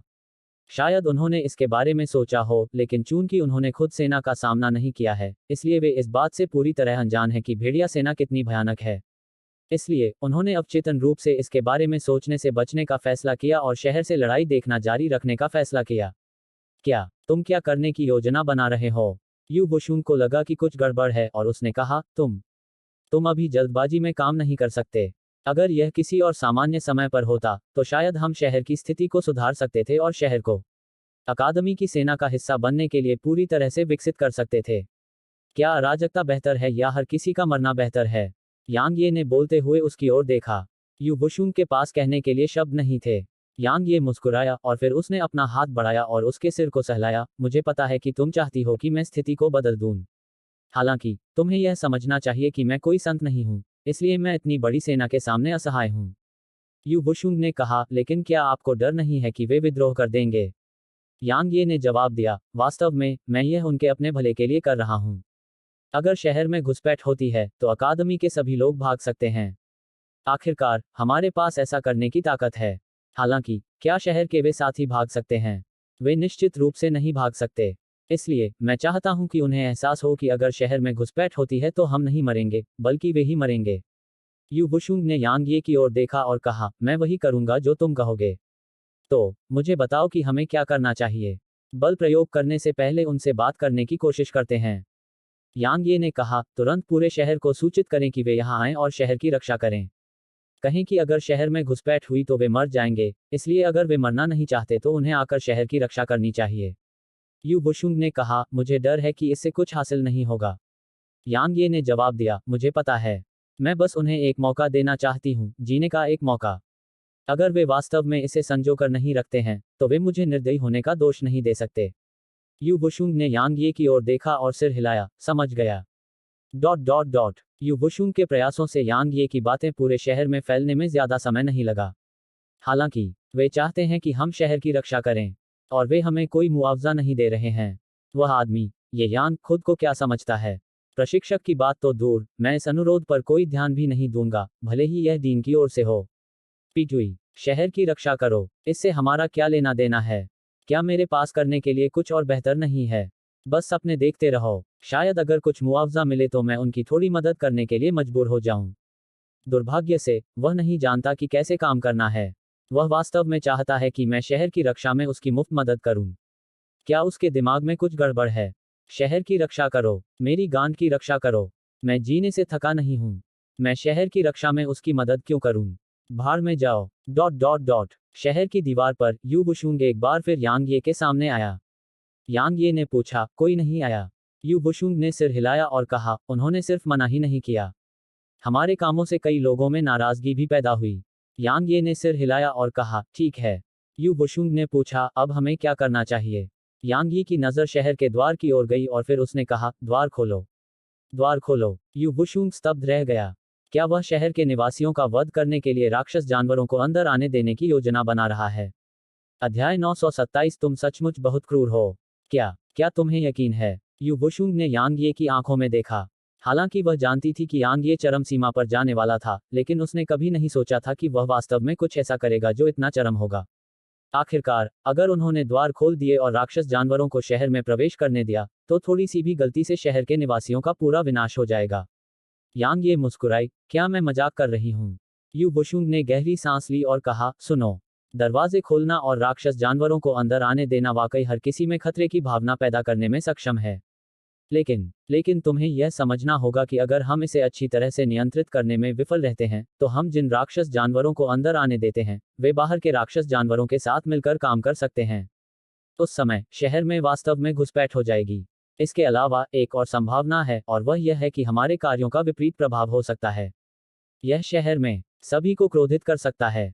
एक बार जब वे क्रोधित हो जाते हैं और कोई आग को हवा देता है, तो हम बाहर से राक्षस जानवरों का सामना करेंगे और अंदर विद्रोह करेंगे। हम वास्तव में तब खत्म हो जाएंगे। यांग ये मुस्कुराया, तुम्हें देखकर मुझे अपनी एक दोस्त की याद आती है। तुम भी उसकी तरह बुद्धिमान हो और तुम भी उसकी तरह ही एक राक्षसी प्रतिभाशाली हो। उस समय मैंने सारी लड़ाई और हत्याएं की और उसने घर पर मेरे लिए सब कुछ संभाला। अब जब मैं इसके बारे में सोचता हूँ, तो यह सब वास्तव में उसकी बदौलत था और उसे वास्तव में बहुत कष्ट उठाना पड़ा होगा। विषय मत बदलो। यू बुशुंग यांग ये द्वारा विषय बदलने से काफी नाखुश थी और उसने तुरंत उसे घूर कर देखा। इस बीच जब यांग ये बोलने ही वाला था, तो उसने एक बार फिर कहा, क्या तुम्हारा वह दोस्त महिला है? यांग ये ने सिर हिलाया और उसकी आंखों में लहरें दौड़ गईं और ऐसा लगा जैसे वह अतीत को याद कर रहा हो। यू बुशुंग ने उसकी ओर देखा और बुदबुदाया, ओह। उसके बाद उसने अपना सिर थोड़ा नीचे झुका लिया और किसी को पता नहीं चला कि वह क्या सोच रही थी। थोड़ी देर बाद यांग ये ने कहा, बुशुंग, तुम्हारी चिंताएं वाजिब हैं। एक बार जब दरवाजे खुल जाएंगे और राक्षस जानवरों को अंदर जाने दिया जाएगा, तो अगर हम इसे ठीक से प्रबंधित नहीं करेंगे तो हम अपनी कब्र खुद खोद रहे होंगे। इसके अलावा तुमने जो कहा कि इस शहर के निवासी क्रोधित हो रहे हैं, वह भी सही है। तुमने हर चीज पर अच्छी तरह से विचार किया है और तुम्हारी चिंताएं बिल्कुल वाजिब हैं। हालांकि, क्या तुमने इस बारे में सोचा है कि क्या हमारे पास अभी कोई दूसरा विकल्प है? यू बुशुंग थोड़ा हैरान थी। जब यांग ये ने उसे याद दिलाया, तभी उसे एहसास हुआ कि उनके पास वास्तव में कोई दूसरा विकल्प नहीं था। यांग ये ने शहर की दीवारों के बाहर सेना को देखने के लिए मुड़कर कहा, हमने अभी उनसे मदद मांगी थी, लेकिन उन्होंने मना कर दिया। इसलिए मैं उन्हें शहर की रक्षा के लिए मुझसे भीख मांगने पर मजबूर करूंगा। शहर के द्वार खोलो, दरवाजे खोलो। यांग ये की आवाज उसकी गहरी ऊर्जा से और भी बढ़ गई, और यह उत्तरी शहर की दीवारों पर गूंज उठी। बाहरी कोर्ट के सभी छात्र थोड़े स्तब्ध थे और उनकी आंखें सदमे और घबराहट से भरी हुई थीं। हालांकि शहर के दरवाजे धीरे धीरे खुलने में ज्यादा समय नहीं लगा।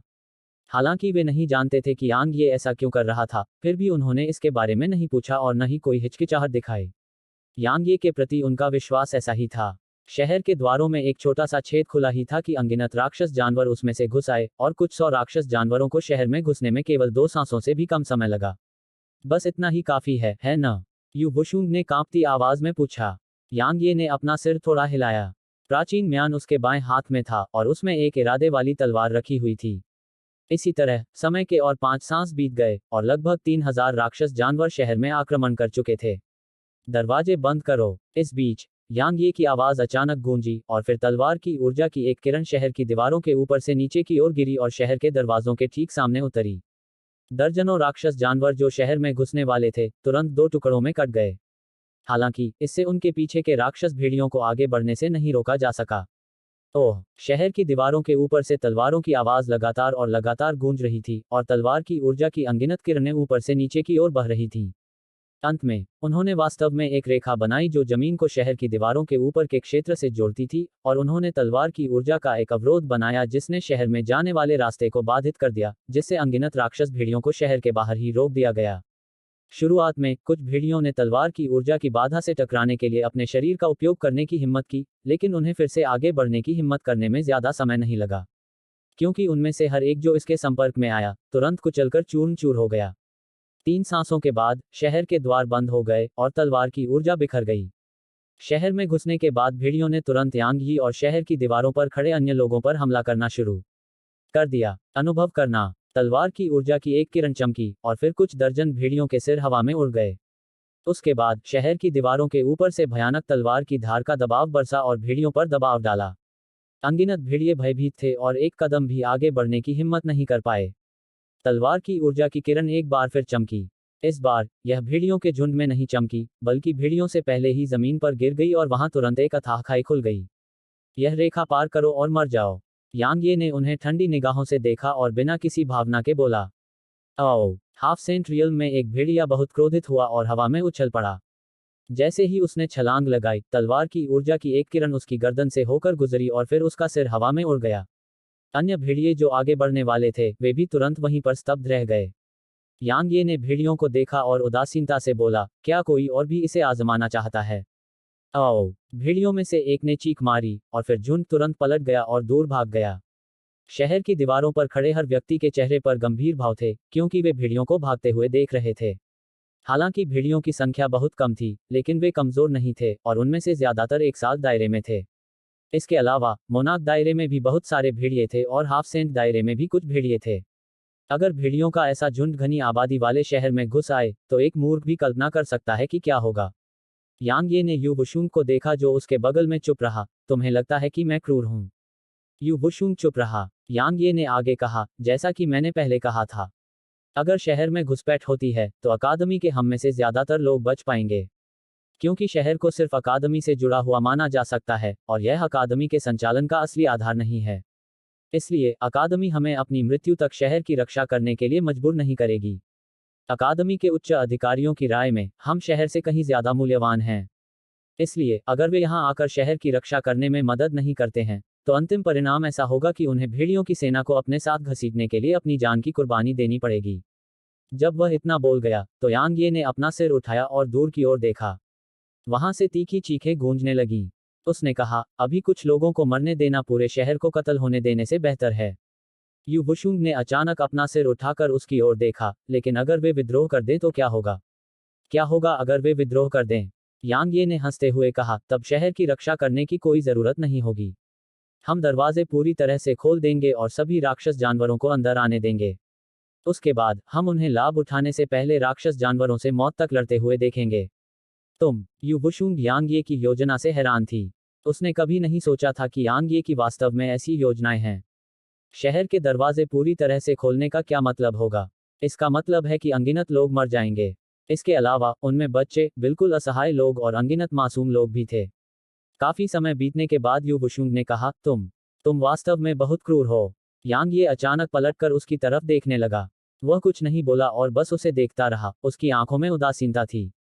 यू वुशुंग का दिल कांप उठा जब उसने देखा कि यांग ये उसे किसी अनजान व्यक्ति की तरह देख रहा था। वह कुछ कहना चाहती थी, लेकिन यांग ये ने अपनी नजरें हटा ली थीं और वह एक शब्द भी नहीं बोला। यू वुशुंग का चेहरा तुरंत पीला पड़ गया। इससे पहले यांग ये जानता था कि उसे उसकी योजना पसंद नहीं है, जब उसने उसे चुप देखा था और इसीलिए उसने उसे समझाया था। यू वुशुंग इस अवधि में उसके साथ रहने के कारण यांग ये के चरित्र से पूरी तरह वाकिफ था और वह जानता था कि वह केवल उन्हीं लोगों को अपने बारे में बताता है जिन्हें वह अपना मानता है। जहां तक उन लोगों की बात है जिन्हें वह अपना नहीं मानता, वह उन पर ध्यान देने की जहमत नहीं उठाता। हालांकि यांग ये ज्यादातर समय काफी अच्छा और मिलनसार था, लेकिन वह जानती थी कि यांग ये अंदर से बहुत घमंडी था। वह सिर्फ उन्हीं लोगों के साथ अच्छा और मिलनसार था जिन्हें वह स्वीकार करता था। फिर भी यांग ये ने उसे अपनी बात समझाने से इनकार कर दिया था। तो इसका क्या मतलब था? यू वुशुंग कुछ कहने ही वाला था कि तभी दूर से कई तीखी चीखें गूंजने लगी और देखते ही देखते सैकड़ों मानव विशेषज्ञ उनकी नजरों के सामने आ गए। ये मानव विशेषज्ञ पागलों की तरह उनकी दिशा में भागे, जबकि दर्जनों राक्षस जानवर समूह के ठीक पीछे थे। हमें बचाओ! समूह के बीच से अनगिनत लोग चिल्ला रहे थे। यांग ये शहर की दीवारों के ऊपर से बस चुपचाप देखता रहा और बिल्कुल भी नहीं हिला। जहां तक बाहरी कोर्ट के छात्रों और अन्य लोगों का सवाल है, उन्होंने यांग ये के आदेश के बिना बिल्कुल भी काम नहीं किया। लोगों के समूह को शहर की दीवारों के नीचे पहुंचने में ज्यादा समय नहीं लगा। हालांकि भेड़िए रुक गए क्योंकि यांग यी ने अभी जो खाई बनाई थी वह उनके ठीक सामने थी। इस रेखा को पार करो और मर जाओ। वे उन शब्दों को नहीं भूले थे। भेड़ियों ने उन इंसानों की तरफ देखा जिनका पीछा वे यहां तक कर रहे थे और उनकी आंखों में अनिच्छा का भाव था। फिर भी वे पलटे और चले गए। 2 सांसों से भी कम समय में सभी भेड़िए उनकी दृष्टि के क्षेत्र से गायब हो गए थे। बहुत देर नहीं लगी जब दूर दूर से कई तीखी चीखें गूंजने लगी, और यह सिर्फ एक जगह नहीं थी। दरअसल तीखी चीखें शहर के कई हिस्सों से गूंज रही थीं। शहर में केवल कुछ हजार भेड़ियों ने हमला किया था और शहर में रहने वाले लोगों की संख्या की तुलना में यह संख्या अतुलनीय थी। हालांकि भेड़िए ही इंसानों का कत्लेआम कर रहे थे, न कि भेड़िए। क्यों? क्योंकि ज्यादातर इंसान एकजुट नहीं थे। जब उन्होंने भेड़ियों का सामना किया तो उनका पहला विचार यह नहीं था कि भेड़ियों के खिलाफ सेना कैसे बनाई जाए, बल्कि यह था कि कैसे भागा जाए। ठीक वैसे ही जैसे ये लोग यांग यी के सामने खड़े थे। उनमें से कई एक साल्ट रियल्म साधक थे और मोनाक रियल्म में भी कुछ साधक थे। अगर वे सेना में शामिल हो जाते तो शायद भेड़ियों के उस समूह को भागना पड़ता। आखिरकार समूह में केवल कुछ दर्जन भेड़िए ही थे। हालांकि उन्होंने ऐसा नहीं किया क्योंकि उनमें से कोई भी अपनी जान जोखिम में डालकर भेड़ियों से लड़ने को तैयार नहीं था। अचानक एक युवक शहर की दीवार पर चढ़ गया, यांग यी की ओर अपनी उंगली उठाई और गुस्से से दहाड़ते हुए बोला, आपकी ताकत उन जानवरों को मारने के लिए पूरी तरह से पर्याप्त है। तो आप सभी ने कार्रवाई क्यों नहीं की? आपने क्यों नहीं किया? इसके अलावा वे राक्षस जानवर शहर में कैसे प्रवेश करने में सक्षम थे? क्या आप सभी शहर की रक्षा नहीं कर रहे हैं? तुम सब यहाँ क्या कर रहे हो? होह, कुछ तो बोलो। होह, क्या तुम मर गए हो? अध्याय 928। जो भी दंगा करने की हिम्मत करेगा मैं उसे मार डालूंगा। फेंग बुचाओ और अन्य लोग गुस्से में थे। वे हमला करने वाले थे लेकिन यांग ये ने अपना हाथ हिलाकर उन्हें रोक दिया। यांग ये ने उस युवक पर कोई ध्यान नहीं दिया और इसके बजाय उसने यू बुशुंग को देखा। हम इसी तरह के लोगों की रक्षा कर रहे हैं। बेशक उनमें से सभी ऐसे नहीं हैं, लेकिन मैं गारंटी देता हूं कि उनमें से कम 50 या 60% ऐसे ही हैं। न केवल वे हमारी सुरक्षा के लिए कोई आभार नहीं दिखाते हैं, बल्कि उन्हें लगता है कि ऐसा करना हमारी अकादमी का कर्तव्य है। इसके अलावा एक बार जब हम शहर की रक्षा करने में विफल हो जाते हैं तो वे बाहर खड़े होकर हमें दोषी ठहराते हैं, ठीक वैसे ही जैसे उसने किया था। यू बुशुंग ने अपनी मुट्ठियां भींच लीं और चुप रही। युवक ने आगे बोलना जारी रखने का इरादा किया, लेकिन उसके पास मौका नहीं था, क्योंकि प्रकाश की एक किरण उसके गले से होकर गुजरी थी और फिर खून का एक खंभा उसके सिर को हवा में उड़ा रहा था। युवक को मारने के बाद यांग ये ने लोगों के समूह की ओर देखा और कहा, क्या कोई और भी है जो उसके जैसा ही सोचता है? आप अपनी राय बता सकते हैं। चिंता मत करो, मेरी तलवार बहुत तेज है। मरने से पहले तुम्हें दर्द का एक निशान भी महसूस नहीं होगा। वे सभी भयभीत थे और वे अवचेतन रूप से बार बार पीछे की ओर चले गए। यांग ये ने हंसते हुए कहा, क्या और कुछ नहीं है? जब कोई नहीं है तो भाड़ में जाओ। उनके चेहरे के भाव बदल गए। आखिर भेड़िए उनसे ज्यादा पीछे नहीं थे तो वे जाने की हिम्मत कैसे कर सकते थे? यांग ये का चेहरा बर्फ की तरह ठंडा हो गया जब उसने उन्हें वहीं खड़े देखा। क्या तुम चाहते हो कि मैं तुम्हें वहां से निकाल दूं? मैं तुम्हें पहले ही चेतावनी दे दूंगा। अगर मैं ऐसा करूंगा तो मैं तुम्हें भगा नहीं दूंगा, मैं तुम्हें इस दुनिया से जाने पर मजबूर करूंगा। इस बीच एक अधेड़ उम्र का आदमी अचानक आगे बढ़ा और उसने यांग ये को देखा और कहा, हम सब इंसान हैं। आपको हमें बिना किसी जीवित रहने के रास्ते के साथ नहीं छोड़ना चाहिए, है ना? बिल्कुल, हम सब आखिरकार इंसान ही हैं। अब जब राक्षस जानवरों ने शहर में घुसपैठ कर ली है तो हमें एक दूसरे को नहीं मारना चाहिए। हमें अपने दुश्मनों के खिलाफ एकजुट होना चाहिए। आइए हम अपने दुश्मनों के खिलाफ सेना में शामिल हों। महासागर के बादलों की अकादमी के वरिष्ठों, कृपया राक्षस जानवरों के खिलाफ लड़ाई में हमारा नेतृत्व करें। राक्षस जानवरों द्वारा शहर में अपना रास्ता बनाने के बाद कई लोगों को आखिरकार एहसास हुआ कि राक्षस जानवर कितने भयानक थे। भले ही वे स्वार्थी थे, लेकिन वे मूर्ख नहीं थे। उन्हें स्वाभाविक रूप से ऐसी स्थिति में यांग ये जैसे मजबूत व्यक्ति को कसकर पकड़ना था। आखिरकार क्या यह स्पष्ट नहीं था कि राक्षस जानवरों ने यांग ये और दूसरों के सामने खड़े होकर कुछ भी करने की हिम्मत नहीं की? यांग ये ने पूछा, क्या आप सभी राक्षस जानवरों के खिलाफ हमारे साथ सेना में शामिल होना चाहते हैं? उसकी बात सुनकर उन्होंने तुरंत सिर हिला दिया। यांग ये ने सिर हिलाया, ठीक है। हालांकि आप सभी को यह याद रखना चाहिए कि हम शहर की रक्षा कर रहे हैं, न कि आप सभी की। हम आप सभी के लिए अपनी जान जोखिम में डालने के लिए बाध्य नहीं हैं। यदि आप जीवन चाहते हैं तो आपको खुद पर भरोसा करना होगा। इसके अलावा यदि आप हमारे साथ जुड़ने का इरादा रखते हैं तो आपको हमारे आदेशों का पालन करना होगा। यदि आप नहीं कर सकते तो आप अभी जा सकते हैं। मैं निश्चित रूप से आपको नहीं रोकूंगा। लेकिन यदि आप हमारे साथ जुड़ते हैं और चालें खेलने या हमारे आदेशों की अवहेलना करने की हिम्मत करते हैं, तो भले ही राक्षस जानवर आप सभी को न मारें, मैं आपको मार दूंगा। यांग ये की बात सुनकर उनके हाव भाव थोड़े बदल गए। हालांकि वे काफी नाराज थे, फिर भी उनमें से किसी ने कुछ कहने की हिम्मत नहीं की। उन्हें लग रहा था कि उनके सामने खड़ा यह बाहरी दरबारी प्रशिक्षक राक्षस जानवरों से भी ज्यादा भयानक था। यांग ये ने यू बुशुंग को देखा और कहा, उनके लिए व्यवस्था करो। यू बुशुंग ने सिर हिलाया। उसने यांग ये की तरफ देखा और कुछ कहना चाहती थी, लेकिन शांग किंगयंग अचानक अंतरिक्ष से निकलकर यांग ये के सामने आ गई।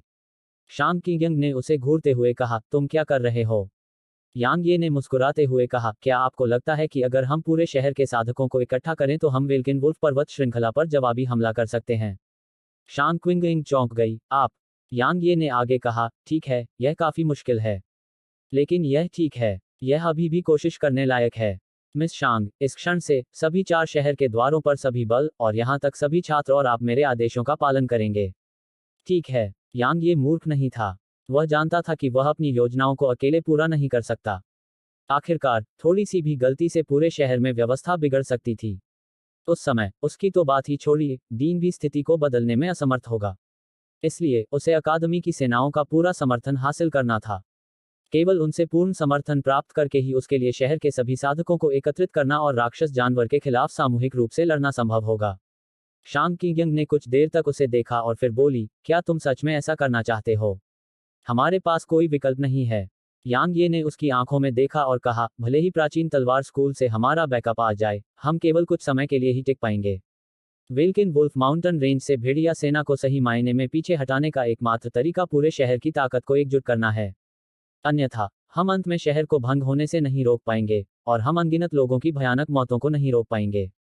बेशक आप अपनी उम्मीदें डीन और दूसरों पर भी छोड़ सकते हैं। दुर्भाग्य से ऐसा नहीं लगता कि उनके पास हम पर कोई ध्यान देने की क्षमता है। अन्यथा जब मैंने गुप्त दरबार का वध किया होता, तो वे खुद को दिखाते। शांग किंगयंग ने गंभीरता से कहा, लेकिन अगर हम एक भी गलती करते हैं और किसी ने आग को हवा दी, तो पूरा शहर अराजकता में डूब जाएगा। यांग ये ने जवाब दिया, मुसीबत के समय में कड़ी सजा का इस्तेमाल किया जाना चाहिए। मैं किसी को भी मार दूंगा जो क्रोध की आग को भड़काने की हिम्मत करेगा, और मैं किसी को भी मार दूंगा जो दंगा करने की हिम्मत करेगा। शांग किंगयंग ने कहा, एक बार जब पूरा शहर अराजकता में आ जाएगा, तो अनगिनत लोग परेशानी खड़ी कर देंगे। शहर में लगभग 100 मिलियन लोग हैं। क्या आप उन सभी को मार भी सकते हैं? मैं नहीं कर सकता। यांग ये ने भेड़िया सेना की ओर इशारा किया, लेकिन वे कर सकते हैं। तुम? शांग किंगयंग भयभीत हो गई, और वह चुपचाप लंबे समय तक यांग ये को देखती रही। यांग ये ने कहा, मिस शांग, अब ज्यादा समय नहीं बचा है, इसलिए अपना फैसला कर लीजिए। मैं आपको पहले ही चेतावनी दे दूं। अगर शहर में घुसपैठ होती है, तो मेरे लिए अराजकता से पैदा हुए अवसर का फायदा उठाकर बाहरी कोर्ट के छात्रों को अपने साथ लेकर निकल जाना असंभव नहीं है। एक लंबे क्षण की खामोशी छा गई, और फिर शांग किंगयंग ने एक गहरी सांस ली और कहा, हम आपकी योजना के साथ चलेंगे। तुम पागल हो? यांग ये ने सिर हिलाया और कहा, इस क्षण से शहर के सभी 4 द्वारों पर तैनात सेना को शहर के अंदर किसी की भी सुरक्षा करने से मना किया जाता है, जब तक कि मैं आदेश न दूं। अगर शहर का कोई भी व्यक्ति शहर के द्वारों के पास आने की हिम्मत करता है, तो उसे बिना किसी दया के मार दें। जब उसने इतना कहा, तो यांग ये ने शांग किंगयंग को देखा और कहा, मिस शांग, याद रखें कि आपको बिना किसी दया के मारना चाहिए। अगर आप ऐसे समय में थोड़ी सी भी उदारता दिखाते हैं, तो इससे पूरे शहर को नुकसान ही होगा। शांग किंगयंग ने उसे बहुत देर तक देखा और फिर कहा, तुम बहुत सारे लोगों को नाराज करोगे, खास तौर पर शहर के कबीलों को। यांग ये ने उत्तर दिया, उन कुलों की तुलना दाओ आदेश से कैसे की जा सकती है? यह सुनकर उसकी पलकें फड़क उठीं। इस बार उसने अपनी सांस बर्बाद नहीं की और वहीं गायब हो गई। आखिरकार यांग यी ने दाओ आदेश को अपमानित करने का साहस भी किया था, तो वह उन कुलों से कैसे डर सकता था जो दाओ आदेश से कहीं अधिक निम्न थे। शहर के कई लोग एकजुट होने लगे हैं। इस बीच यू बुशुंग यांग ये के पास गया और बोला, यकीनन इंसान तभी साथ मिलकर काम करते हैं जब उन्हें खतरा होता है। ईमानदारी से कहूं तो अगर इंसान एकजुट होकर सच में एकजुट हो जाएं, तो शायद पाइन प्रांत में कोई राक्षस जाति नहीं होगी। यांग ये ने अपना सिर हिलाया और कहा, चाहे वह मानव जाति हो या राक्षस जाति, हम सभी जीवित रहने के लिए इस दुनिया का उपयोग कर रहे हैं। वास्तव में मैं मनुष्यों की तुलना में राक्षस जानवरों के साथ रहना पसंद करूंगा, क्योंकि राक्षस जानवर आपके खिलाफ चालें और साजिशें नहीं खेलेंगे। अगर वे आपको पसंद करते हैं, तो वे आपको पसंद करते हैं, और अगर वे आपको पसंद नहीं करते हैं, तो वे आपको पसंद नहीं करते हैं। वे मनुष्यों की तरह नहीं हैं जो आपके साथ दोस्त की तरह पेश आते हैं, लेकिन फिर आपकी पीठ में छुरा घोंप देते हैं। यू वुशुंग ने अचानक कहा, यदि भविष्य में राक्षस जाति और मानव जाति के बीच पूर्ण पैमाने पर युद्ध छिड़ जाए तो आप किसका पक्ष लेंगे? यांग ये ने उत्तर दिया, यदि राक्षस जानवर मुझे मारना चाहते हैं तो मैं उन्हें मार दूंगी, और यदि मनुष्य मुझे मारना चाहते हैं तो मैं भी पीछे नहीं हटूंगी। यू वुशुंग ने सिर हिलाया, मैं समझ गया। इस बीच हाओ शुवाइबो अचानक यांग ये और यू वुशुंग के सामने आ गया और उसने कहा, युवा मिस वुशुंग, प्रशिक्षक के शहर के भीतर कई लोगों ने राक्षस जानवरों के खिलाफ लड़ने के लिए छोटे छोटे समूह बनाए हैं। वर्तमान में लगभग सभी राक्षस जानवरों का सफाया कर दिया गया है। क्या हमें उनसे संपर्क करना चाहिए और उन्हें अब हमारे साथ भेड़िया सेना से लड़ने के लिए कहना चाहिए? यांग ये ने मुस्कुराते हुए कहा, अगर आप अब उनसे संपर्क करें तो भी वे आप पर कोई ध्यान नहीं देंगे। यू वुशुंग ने सिर हिलाया, उन्होंने अपने अस्तित्व की खातिर अस्थायी रूप से अपने स्वार्थी हितों को अलग रखा है। हालांकि एक बार खतरे की भावना खत्म हो जाने के बाद उनका स्वार्थी स्वभाव एक बार फिर सामने आएगा। अगर हम अभी उनसे संपर्क करेंगे तो वे निश्चित रूप से हमारे साथ बातचीत शुरू कर देंगे या हमारी पूरी तरह से उपेक्षा करेंगे। हाओ शुवाइबो ने अपना सिर हिलाया, यह उनकी मूर्खता है। यू वुशुंग ने सहमति में सिर हिलाया। अगर किसी और को शहर की रक्षा का काम सौंपा गया होता तो शहर के वे लोग शहर में सुरक्षित रूप से आराम कर सकते थे, और यह इस हद तक भी हो सकता था कि वे अकादमी के साथ मुआवजे के लिए बातचीत कर सकते थे। दुर्भाग्य से यह यांग ये था जो शहर की रक्षा कर रहा था। क्या यांग ये उनसे बातचीत करेगी? हाओ शुवाइबो ने कहा, तो अब हमें क्या करना चाहिए? शहर की दीवारों पर बनी भव्य संरचनाएं ढहने वाली हैं। अगर ऐसा ही चलता रहा तो हम सचमुच खत्म हो जाएंगे। यांग ये ने भेड़ियों की सेना को देखने के लिए मुड़कर देखा, और काफी समय बीतने से पहले उसने अचानक कहा, द्वार खोलो। जैसे ही उसने यह कहा, द्वार में तुरंत एक दरार खुल गई, और असंख्य राक्षस जानवरों को शहर में घुसने में अधिक समय नहीं लगा। लगभग 20,000 राक्षस जानवर 10 सांसों के भीतर शहर में घुस आए थे। द्वार बंद करो। जैसे ही यांग ये ने बोलना समाप्त किया, दीवार के ऊपर से तलवार की ऊर्जा की कई किस्में नीचे गिरी, और इसने तुरंत शहर के द्वारों के सामने तलवार की ऊर्जा का एक अवरोध बना दिया और शहर में हमला करने का इरादा रखने वाले भेड़ियों को रोक दिया। शहर के भीतर 20,000 राक्षस भेड़िए शहर पर आक्रमण कर चुके थे, और पूरा शहर तुरंत ही शोरगुल से भर गया। अध्याय 929। एक व्यक्ति की एक सीमा होनी चाहिए। उन लोगों की रक्षा के लिए खुद को बलिदान कर दिया जो उसके रिश्तेदार नहीं थे। यांग यी इतना महान नहीं था कि वह ऐसा कुछ कर सके। यांग यी एक स्वार्थी व्यक्ति था और उसने यह बात कभी नहीं छिपाई। इसलिए उसके हिसाब से अगर पूरा शहर भी कत्ल हो जाए तो भी यह उसकी समस्या नहीं थी। बादलों के महासागर अकादमी के डीन से किए गए वादे के अलावा एक और कारण था कि वह शहर की रक्षा क्यों कर रहा था, और वह थे हाओ शुवाइबो और अन्य। अगर शहर में घुसपैठ हुई तो जब तक कोई संत उसके खिलाफ कार्रवाई नहीं करता, अन्यथा उसे जाने से रोकना असंभव होगा, भले ही भेड़िया सेना के पास 2 मिलियन से ज्यादा सैनिक हों। लेकिन हाओ शुवाइबो और अन्य लोगों का क्या? भले ही वे उसके नेतृत्व में सेना से बाहर निकलने का रास्ता निकाल लें, लेकिन उस प्रक्रिया के दौरान कई लोग निश्चित रूप से मर जाएंगे। उनका पूरी तरह से विनाश होना भी संभव था। आखिरकार हाओ शुवाइबो और अन्य अभी भी बहुत कमजोर थे। इसलिए अगर विल्किन वुल्फ माउंटेन रेंज ने लैंजियाओ के स्तर पर एक और विशेषज्ञ को भेजा तो हाओ शुवाइबो और अन्य लोग युद्ध में उलझे हुए ही तुरंत नष्ट हो जाएंगे। इसलिए सबसे अच्छा तरीका शहर की रक्षा करना था। शहर को घेरने वाली भव्य संरचना पर भरोसा करके उनके पास भेड़िया सेना के खिलाफ लड़ने की क्षमता थी। एक बार जब वे शहर की दीवारें खोद देते तो यांग ये की तो बात ही छोड़िए, उसके 10 लोग भी स्थिति को बदल नहीं पाते। शहर की रक्षा करने का एकमात्र तरीका पूरे शहर में सभी साधकों की ताकत को एक साथ लाना था। हालांकि यांग ये अच्छी तरह से जानता था कि शहर के साधक आकर उनकी मदद नहीं करेंगे। मौजूदा हालात ने उसके विचारों को साबित कर दिया, इसलिए उसे उन्हें मदद करने के लिए मजबूर करना पड़ा। पहले की तरह ही उन राक्षस जानवरों ने तुरंत पलटकर यांग ये और शहर में प्रवेश करने वाले अन्य लोगों पर हमला करने का इरादा किया। हालांकि जब यांग ये ने तुरंत कुछ 100 राक्षस भेड़ियों को मार डाला तो वे डरने लगे। उन्होंने स्वाभाविक रूप से यांग यी को पहचान लिया। आखिरकार उसने उनके कमांडर को मार डाला था। अनगिनत भेड़ियों की आंखों में यांग यी को देखते हुए गुस्से की झलक थी, लेकिन किसी ने भी आगे बढ़ने की हिम्मत नहीं की। बेशक कुछ ऐसे भी थे जो शुरू में मौत से नहीं डरते थे, और वे यांग यी पर टूट पड़े, लेकिन बिना किसी अपवाद के सभी के सिर हवा में उड़ गए। आओ! अचानक भेड़ियों के बीच से चीख गूंजी और फिर भेड़िए तुरंत पलटे और शहर की ओर दौड़ पड़े। उन्हें सभी की नजरों से ओझल होने में ज्यादा समय नहीं लगा। कुछ ही देर में दूर से तीखी चीखें गूंजने लगीं। यांग ये ने अपनी नजर हटा ली, क्रॉस लेग करके बैठ गया और फिर लैन जियाओ के साथ अपनी लड़ाई को याद करने लगा। वह लैन जियाओ को हराने में सक्षम होने का कारण गति के नियम और उसकी अर्धशून्य रैंक तलवार की मंशा थी। बेशक अगर उसने अपने तलवार डोमेन और क्षय के नियमों का उपयोग करके एक आश्चर्यजनक हमला किया, तो वह निश्चित रूप से बिना किसी प्रयास के लैन जियाओ को मारने में सक्षम हो सकता था। लेकिन ऐसा करने से उसके क्षय के नियमों का पता चल सकता है। तलवार का क्षेत्र और गति के नियम उजागर हो चुके थे, इसलिए वह अपने अर्धशून्य रैंक तलवार इरादे और क्षय के नियमों को उजागर होने की अनुमति बिल्कुल नहीं दे सकता था। खास तौर पर क्षय के नियम। आखिरकार, इसे उसका सबसे बड़ा तुरुप का पत्ता माना जा सकता है। यदि किसी व्यक्ति के सभी तुरुप के पत्ते सभी की आंखों के सामने उजागर हो जाएं, तो वह व्यक्ति मृत्यु से ज्यादा दूर नहीं होगा। यांग ये मूर्ख नहीं था। वह जानता था कि वह रेडियंट आयाम में बहुत जल्दी उभर आया था, इसलिए निश्चित रूप से कई लोग उसकी जांच कर रहे थे।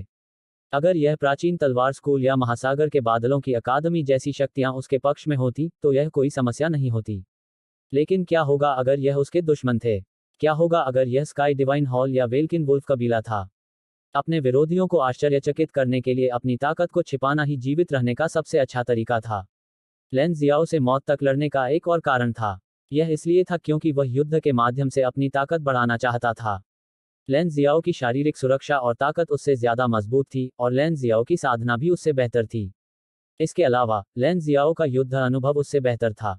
इसलिए लैन जियाओ के साथ जीवन और मृत्यु की लड़ाई के दौरान थोड़ी सी भी गलती या लापरवाही उसकी मौत का कारण बन सकती थी। ऐसी परिस्थितियों में न केवल उसकी साधना में भारी वृद्धि हुई, बल्कि उसकी शक्ति के हर अन्य पहलू में भी यही स्थिति थी। अपनी ताकत में वृद्धि के अलावा उसने एक और चीज हासिल की थी।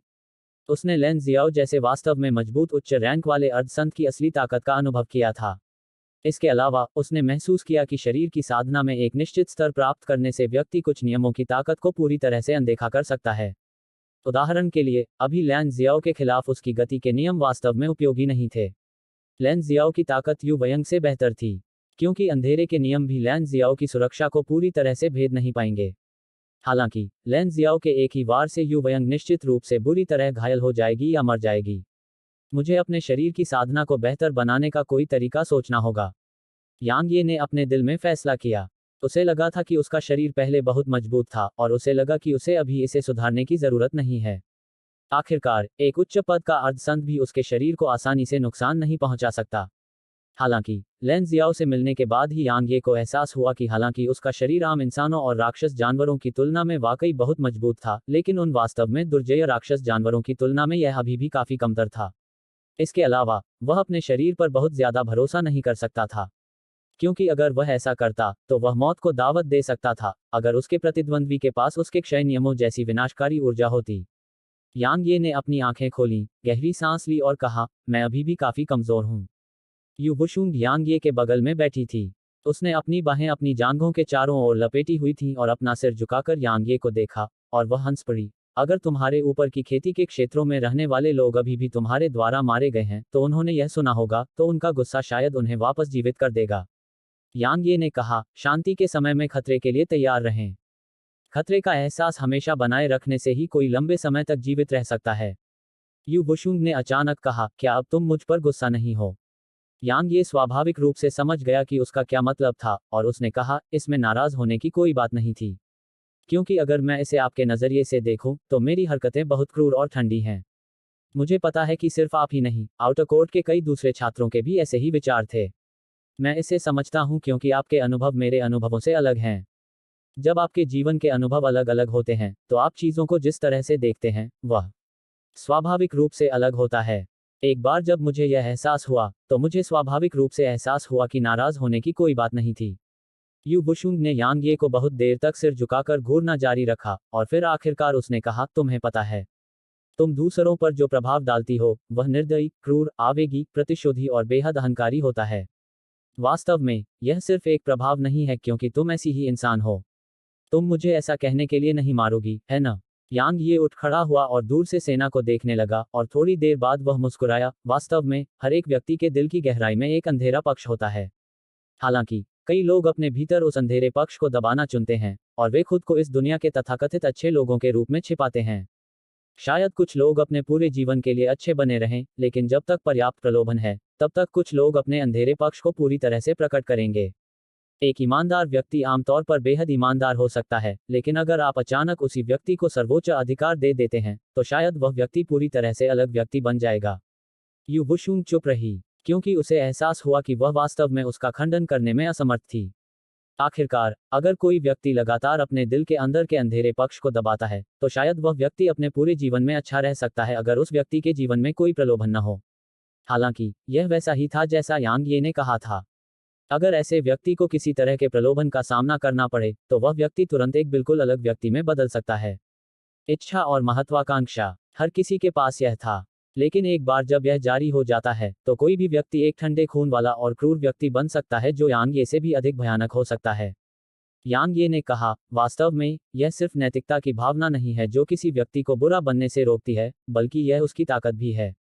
आखिरकार, जिस व्यक्ति के पास पर्याप्त ताकत नहीं है, वह अपनी क्षमता के दायरे से बाहर कुछ करने की हिम्मत कैसे कर सकता है?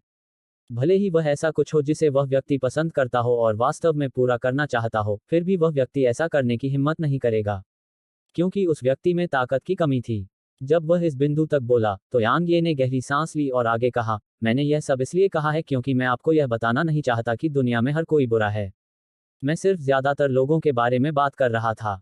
मैं, यांग ये, एक अच्छा इंसान बनने का इरादा नहीं रखता, नहीं मैं एक बुरा इंसान बनना चाहता हूँ। मैं बस खुद बनना चाहता हूँ। आप कहते हैं कि मैं निर्दयी, क्रूर, आवेगी, प्रतिशोधी और बेहद अहंकारी हूँ। मैं यह सब स्वीकार करता हूँ। मैं अपनी खामियों और अपने दिल के अंधेरे का सामना करते समय खुद को छिपाने और धोखा देने से इनकार करता हूँ, और मैं खुद को बिल्कुल भी नहीं छिपाऊंगा। मैं खुद हूँ, और मैं अपने दिल की इच्छा के अनुसार काम करता हूँ। यू बुशुंग बहुत देर तक चुप रही, फिर उसने कहा, तुम सचमुच बहुत तुच्छ हो। यांग ये ने हंसते हुए कहा, मुझे नहीं लगता कि मैं कोई तुच्छ व्यक्ति हूँ। एक तुच्छ व्यक्ति कैसा होता है? वे क्रोध से डरते हैं, फिर भी कार्य करने की हिम्मत नहीं करते, और वे बस दूसरों के खिलाफ योजना बनाना और उनकी पीठ में छुरा घोंपना जानते हैं। हालांकि, अगर मैं क्रोधित हूं तो मैं कार्य करने की हिम्मत करता हूं। ठीक है, अगर मैं वास्तव में उस व्यक्ति को हरा नहीं सकता, उदाहरण के लिए एक संत की तरह, तो मैं स्वाभाविक रूप से उस व्यक्ति के खिलाफ कार्य नहीं करूंगा। इसके अलावा, मैं भाग भी जाऊंगा। यू बुशुंग अवाक था। वह कुछ देर चुप रही, और फिर अचानक यांग ये की आंखों में देखा, वास्तव में, तुम वाकई बहुत आकर्षक हो। क्योंकि जैसा कि तुमने कहा है, अगर तुम गुस्से में हो तो तुम कुछ करने की हिम्मत रखती हो, और तुम अपने कामों की जिम्मेदारी लेती हो। कई पुरुष ऐसा करने में सक्षम नहीं हैं। इसके अलावा, जबकि तुम में काफी खामियां हैं, तुम जो काम करती हो वह वास्तव में अक्षम्य अपराध नहीं है। इसके विपरीत, अगर तुम इसे दूसरे दृष्टिकोण से देखो, तो तुम वास्तव में एक बहुत ही वफादार व्यक्ति हो। यह इस बात से स्पष्ट है कि तुमने कैसे राक्षस जानवरों से लड़ाई की, आंतरिक अदालत से लड़ाई की, और हम सभी के लिए गुप्त अदालत से लड़ाई लड़ी। जब तक मुझे धोखा न दिया जाए, मैं कभी विश्वासघात नहीं करता। यही वह सिद्धांत है जिसके अनुसार मैं जीता हूँ। यांग ये ने आगे कहा, मुझे उम्मीद है कि यह तुम्हारा भी हो जाएगा। एक व्यक्ति कुछ भी करने में सक्षम हो सकता है, लेकिन उस व्यक्ति की एक सीमा होनी चाहिए कि वह कितना नीचे गिरने को तैयार है। समझे? यू बुशुंग ने कहा, आपने जो कहा था, मैं उसे याद रखूंगा। यांग ये ने सिर हिलाया। वह अभी बोलने ही वाला था कि अचानक दूर से जमीन कांपने लगी। यांग ये और बाकी लोगों ने देखा कि हजारों की संख्या में लोग उनकी ओर दौड़ रहे हैं। फेंग बुचाओ और अन्य लोगों के चेहरे पर यह दृश्य देखकर भाव बदल गए, क्योंकि उस भीड़ में मौजूद हर एक व्यक्ति के चेहरे पर एक क्रूर और उग्र भाव था। इसके अलावा, उनमें से कुछ ने अपनी आभा भी छोड़ी थी, और वे उन पर दबाव डाल रहे थे। वे स्पष्टतः शत्रुतापूर्ण थे। समूह को शहर की दीवारों के नीचे पहुंचने में ज्यादा समय नहीं लगा। फेंग बुचाओ और अन्य लोगों के चेहरे पर सतर्कता के भाव थे, और उनके शरीर के भीतर गहन ऊर्जा उमड़ने लगी। इस बीच, जमीन का नेतृत्व करने वाला मध्यम आयु वर्ग का व्यक्ति अचानक आकाश में चमक उठा, और फिर उसने यांग ये की ओर उंगली उठाई और उग्रता से बोला, तुम ये यांग हो? यांग ये ने सिर हिलाया। अधेड़ उम्र के आदमी ने दूसरा सवाल पूछा, तुमने राक्षस जानवरों को शहर में आने दिया? यांग ये ने फिर सिर हिलाया। अधेड़ उम्र के आदमी ने तुरंत क्रूर भाव प्रकट किया, भाड़ में जाओ। कमीने, मार डालो उसे, मार डालो। अनगिनत लोग यांग यी और अन्य लोगों की ओर दौड़े। अध्याय 930 नहीं तो मैं जा रहा हूँ। ओह! तलवार की चीख गूंजी और फिर शहर की दीवार से तलवार की ऊर्जा का एक अर्धचंद्राकार गोला नीचे गिरा। यह इतना तेज था कि कई लोग प्रतिक्रिया भी नहीं कर पाए, इससे पहले कि समूह के सबसे आगे खड़े 1000 से ज्यादा लोग कटकर अलग हो गए। अनगिनत आंतरिक अंग और खून जमीन पर बिखरा हुआ था। यह एक बेहद खूनी दृश्य था। समूह ने तुरंत ही चार्ज करना बंद कर दिया। सभी लोग हैरानी से यांग यी को देख रहे थे। इस समय उनकी आंखों में कोई क्रूरता और क्रोध नहीं था, केवल भय था। जिस मध्यम आयु वर्ग के व्यक्ति ने यांग ये की ओर इशारा किया और यांग ये को कोसा, उसके चेहरे पर भी गंभीर भाव था। इस बीच, शांग किंगयंग अचानक यांग यी के सामने प्रकट हुई, और उसके पीछे 5 बूढ़े आदमी थे। वे सभी उच्च श्रेणी के अर्धसंत थे। शांग किंगयंग को देखकर अधेड़ उम्र के व्यक्ति का चेहरा उदास हो गया और उसने कहा, प्रशिक्षक शांग, मुझे स्पष्टीकरण चाहिए। अन्यथा मुझे दोष मत दीजिए, सूयू आपको सम्मान न देने के लिए। शांग किंगयंग यांग ये के पास गई और बोली, उसका नाम सूयू है और वह सू कबीले के कुलपति का छोटा भाई है। सू कबीला शहर के 2 सबसे मजबूत कबीलों में से एक है। यह कहा जा सकता है कि शहर में इसकी गहरी जड़ें हैं और इसका न केवल शहर में बहुत बड़ा प्रभाव है, बल्कि हमारी अकादमी में भी इसका कुछ हद तक प्रभाव है। क्योंकि अकादमी के कुछ बुजुर्ग और छात्र सू कबीले से हैं। जब उसने इतना कहा तो शांग किंगयंग ने सूयू और अन्य लोगों की ओर देखा और फिर आगे बोली, क्योंकि सू कबीले की अधिकांश संपत्तियां शहर के उत्तरी भाग में हैं, इसलिए जिन राक्षस जानवरों को आपने शहर में घुसने दिया, उन्होंने सू कबीले की 1000 से ज्यादा संपत्तियां नष्ट कर दी हैं और सू कबीले के कई विशेषज्ञ भी मारे गए हैं। इसलिए यांग ये ने कहा, तो वे सोचते हैं कि यह मेरी गलती है और वे मुझसे परेशानी ढूंढने आए हैं, है ना? शांग किंगयंग ने धीरे से आह भरी और कहा, यांग ये, मुझे पता है कि तुम निश्चित रूप से नाखुश महसूस कर रहे हो, लेकिन मेरी बात सुनो। शहर में अब तक अराजकता नहीं फैली है, इसका सारा श्रेय सू कबीले और ली कबीले को जाता है। यदि तुम सू कबीले के सदस्यों के खिलाफ कार्रवाई करते हो, तो सू कबीले के एक भी आदेश से शहर में कई लोग विद्रोह कर देंगे। बेशक वे अकादमी के खिलाफ कार्रवाई करने की हिम्मत नहीं करेंगे, लेकिन वे निश्चित रूप से तुम्हें निशाना बनाएंगे। यांग ये ने उसकी ओर देखा और पूछा, तो आपको क्या लगता है मुझे क्या करना चाहिए? वह कुछ देर चुप रही और फिर बोली, सबसे पहले तुम अब और राक्षस जानवरों को शहर में नहीं आने दे सकते। दूसरी बात, तुम्हें मेरे साथ सू कबीले में आना होगा और सू कबीले के मुखिया को यह बात समझानी होगी। वह मुझे कुछ सम्मान देगा, इसलिए जो बीत गया उसे भूल जाना मुश्किल नहीं होना चाहिए।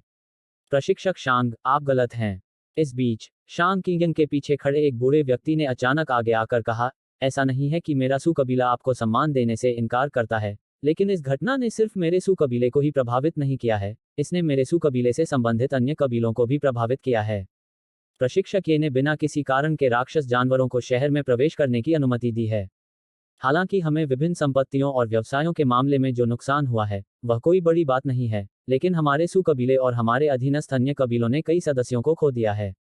अगर हम बीती बातों को भूल जाएं, तो मेरा सू कबीला शहर में अपना पैर कैसे जमाए रखेगा? यांग ये ने बूढ़े आदमी को देखा और पूछा, आप सू कबीले से हैं? मैं सू वेन हूँ, सू कबीले के वर्तमान कुलपति का दूसरा चाचा। बूढ़े व्यक्ति ने उदासीनता से कहा, मैंने आपके बारे में सुना है, प्रशिक्षक ये, और मुझे पता है कि आप कुछ भी करने की हिम्मत रखते हैं। अगर आपको लगता है कि आप मेरे सू कबीले को धमका सकते हैं, तो आप बेझिझक कोशिश कर सकते हैं। यांग ये ने ठहाका लगाया और फिर शांग किंगयंग की ओर देखते हुए कहा, मिस शांग, क्या आपने यह देखा? सू कबीले के पास स्पष्ट रूप से शहर की रक्षा करने की ताकत है, फिर भी वे शहर के भीतर छिपे हुए हैं। हालांकि अगर हम शहर की रक्षा करने में असमर्थ हैं, तो वे इसके लिए हमें दोषी ठहराएंगे। मुझे सच बताओ, क्या यह तुम्हें गुस्सा नहीं दिलाता? मेरे गधे को गुस्सा दिलाओ। इस बीच मध्यम आयु वर्ग के व्यक्ति ने यांग ही पर अपनी उंगली उठाए और एक बार फिर गुस्से में गाली दी, क्या शहर का मेरे सू कबीले से कोई लेना देना है? क्या आपने हमें पैसे या अन्य प्रकार के मुआवजे दिए हैं? आपने हमें कुछ नहीं दिया। तो मेरे सू कबीले को आप सभी के लिए शहर की रक्षा करने के लिए सब कुछ जोखिम में क्यों डालना चाहिए? पुई, यांग ये ने सिर हिलाया और कहा, मैं आपके सू कबीले के रुख को समझता हूँ। जब उसने इस बिंदु तक बात की, तो यांग ये ने अपनी हथेली को पलटा और प्राचीन म्यान उसकी मुट्ठी में दिखाई दिया। उसके बाद उसने एक हथेलियां पकड़ी और उसके दाहिने हाथ में एक इरादे वाली तलवार दिखाई दी। उसने इरादे वाली तलवार को म्यान में रखा और कहा, आज के बाद से सू कबीले का बादलों के सागर शहर में अस्तित्व समाप्त हो जाएगा। तुम ऐसा करोगे? हा हा हा। अधेड़ उम्र का आदमी जोर से हंसने लगा। हालांकि उसकी आवाज अचानक बंद होने में ज्यादा समय नहीं लगा, क्योंकि यांग ये अचानक उसके सामने आ गया था और यांग ये का हाथ उसके गले पर था। तुम्हारी हिम्मत कैसे हुई? सू कबीले का वह बुजुर्ग सू वेन गुस्से में था। वह हमला करने ही वाला था कि यांग ये ने अधेड़ उम्र के आदमी को छोड़ दिया और फिर वह अचानक मौके पर ही गायब हो गया। सू वेन की अभिव्यक्ति उसी क्षण अचानक बदल गई जब यांग ये मौके पर ही गायब हो गया। उसने सहज रूप से खतरे को भांप लिया और वह जहां खड़ा था वहां से भागने वाला था। हालांकि बहुत देर हो चुकी थी, क्योंकि 2 भयानक दबाव उस पर पहाड़ की तरह गिरे, जिससे उसका शरीर उसी जगह अकड़ गया और फिर एक तलवार की नोक उसके माथे के बीच में दब गई। तीसरे स्तर के स्वर्ग रैंक तलवार की मंशा, तीसरे स्तर के स्वर्ग रैंक वध की मंशा और गति के नियम। आप। सू वेन ने आश्चर्य से यांग ये को देखा। वह जानता था कि यांग ये ताकतवर है, लेकिन जहां तक उसका सवाल था, यांग ये चाहे कितना भी ताकतवर क्यों न हो, यांग ये की ताकत सीमित थी। आखिरकार यांग ये केवल सम्राट दायरे में था, जबकि वह एक उच्च रैंक वाला अर्धसंत था। इसके अलावा वह महासागर के बादलों की अकादमी का एक बुजुर्ग था और उसके पीछे सू कबीला खड़ा था। इसलिए उसने यांग ये को गंभीरता से नहीं लिया और उसे लगा कि यांग ये उस पर हमला करने की हिम्मत नहीं करेगा। हालांकि वह स्पष्टतः गलत था। ये यांग, जल्दबाजी में काम मत करो। शांग किंगयंग चौंक गई जब उसने यांग ये को निर्णायक रूप से हमला करते हुए देखा और एक ही चाल में सू वेन को रोक भी लिया। उसने जल्दी से कहा, बड़े सू ने अकादमी को बहुत बड़ी मात्रा में सराहनीय सेवा दी है और अकादमी में उनके संबंधों का एक बड़ा नेटवर्क है। तुम अनुभव करना। शांग किंगयंग ने अभी बोलना भी पूरा नहीं किया था कि एक सिर हवा में उड़ गया और उसके साथ खून का एक खंभा भी था। यहाँ हर कोई हैरान था। तलवार के एक झटके से सू वेन की जान लेने के बाद यांग ये की नज़र अधेड़ उम्र के आदमी पर पड़ी। बाद वाले के चेहरे के भाव बदल गए और वह भीड़ में चमक गया। फिर उसने कहा, तुम्हारी हिम्मत कैसे हुई? ये यांग, तुमने वास्तव में मेरे सू कबीले के एक सदस्य को मारने की हिम्मत की क्योंकि तुम्हारे पास कुछ ताकत है। अच्छा, चूंकि तुम मेरे सू कबीले का सम्मान नहीं करते, तो मेरे सू कबीले को निर्दयी होने का दोष मत दो। सब लोग, ये यांग को मार डालो। मार डालो, ये यांग को मार डालो। मारना। अनगिनत लोग यांग ये पर हमला करने लगे। शहर की दीवारों पर खड़े सभी लोग मेरी आज्ञा सुनो। किसी को मत छोड़ो। जैसे ही उसने बोलना समाप्त किया, तलवार की ऊर्जा की एक किरण क्षैतिज रूप से कट गई और 1000 से अधिक लोगों ने तुरंत अपनी जान गंवा दी। उसके बाद यांग ये भीड़ में घुस गया और अधेड़ व्यक्ति के सामने आ गया और उसने अधेड़ व्यक्ति का गला पकड़ लिया, इससे पहले कि वह कुछ प्रतिक्रिया दे पाता। जब अधेड़ व्यक्ति आखिरकार अपने सदमे से उभरा, तो वह पहले से ही यांग ये के साथ शहर की दीवारों पर था। तुम, अधेड़ उम्र का आदमी बोलने ही वाला था, लेकिन यांग ये ने उसे मौका नहीं दिया। यांग ये ने तुरंत अपनी उंगलियों से एक झटका मारा और फिर एक तलवार ने तुरंत अधेड़ उम्र के आदमी के पेट को छेद दिया और उसे दीवार पर ठोंक दिया। यांग ये ने अधेड़ उम्र के आदमी को तुरंत नहीं मारा, इसलिए अधेड़ उम्र के आदमी को दीवार पर जिंदा कीलों से ठोंक दिया गया। हालांकि यह उसके लिए मौत से भी बदतर नियति थी। जब उसने यह सब कर लिया, तो यांग यी की आकृति भीड़ में चमक उठी और फिर तलवार की ऊर्जा की किरणें भीड़ में फैल गईं, इससे पहले कि 1000 से अधिक लोग मौके पर ही मर गए। शुरुआत में भीड़ ने अपनी संख्या के कारण उस पर हमला करने की हिम्मत की, लेकिन यांग ये ने अपनी तलवार के कुछ झटकों से कुछ हजार लोगों को मार डाला। उसके बाद भीड़ ने आगे बढ़ने की हिम्मत नहीं की और वे सभी दिशाओं में पागलों की तरह भागने लगे। 10 मिनट से भी कम समय में शहर की दीवारों के नीचे लगभग 10,000 लाशें पड़ी थीं। उनमें से ज्यादातर यांग यी द्वारा मारे गए थे, लेकिन कई ऐसे भी थे जो शहर की दीवारों पर तैनात बलों द्वारा मारे गए थे। आखिरकार उत्तरी द्वारों की रक्षा करने वाली सेनाओं ने यांग यी के आदेशों को अस्वीकार करने या उनका विरोध करने की हिम्मत नहीं की। शांग किंगयंग यांग ये के पास गई और गुस्से से चिल्लाई, क्या तुम्हें पता है कि तुम क्या कर रही हो? तुम आखिर क्या करने की कोशिश कर रही हो? तो फिर तुम्हें क्या लगता है मुझे क्या करना चाहिए था? यांग ये ने सवाल करते हुए जवाब दिया, वहां खड़े रहो और उन्हें मुझे मारने दो। इसे इस हद तक विकसित होने की जरूरत नहीं थी। शांग किंगयंग ने गुस्से में कहा, यदि आप जानबूझकर काम नहीं करते और इस तरह के चरम तरीके का उपयोग करने पर जोर नहीं देते, तो यह इस हद तक विकसित नहीं होता। क्या आपको एहसास है कि आपके कार्यों से निश्चित रूप से पूरे शहर के साधक मेरी अकादमी से नफरत करने लगेंगे? क्या आपको एहसास है कि इससे मेरी अकादमी की प्रतिष्ठा पर क्या प्रभाव पड़ेगा? यांग ये ने उपहास के साथ हंसते हुए कहा, आप जिस तथाकथित प्रतिष्ठा को बनाए रखने की बात कर रहे हैं, क्या आप अकादमी के सदस्यों को सू कबीले जैसे कचरे की रक्षा के लिए अपने जीवन का उपयोग करने के लिए मजबूर करके उसे बनाए रखना चाहते हैं? आप अकादमी की प्रतिष्ठा बनाए रखने के लिए अनगिनत छात्रों के जीवन का बलिदान करने का इरादा रखते हैं? क्या यह सही है? जब उसने इतना कहा, तो यांग ये का चेहरा उदास हो गया। मिस शांग, अगर आप ऐसा करना चाहती हैं तो यह आपका काम है, लेकिन मैं ऐसा नहीं करूंगा और आप जो भी करती हैं, मैं उसकी परवाह नहीं करूंगा।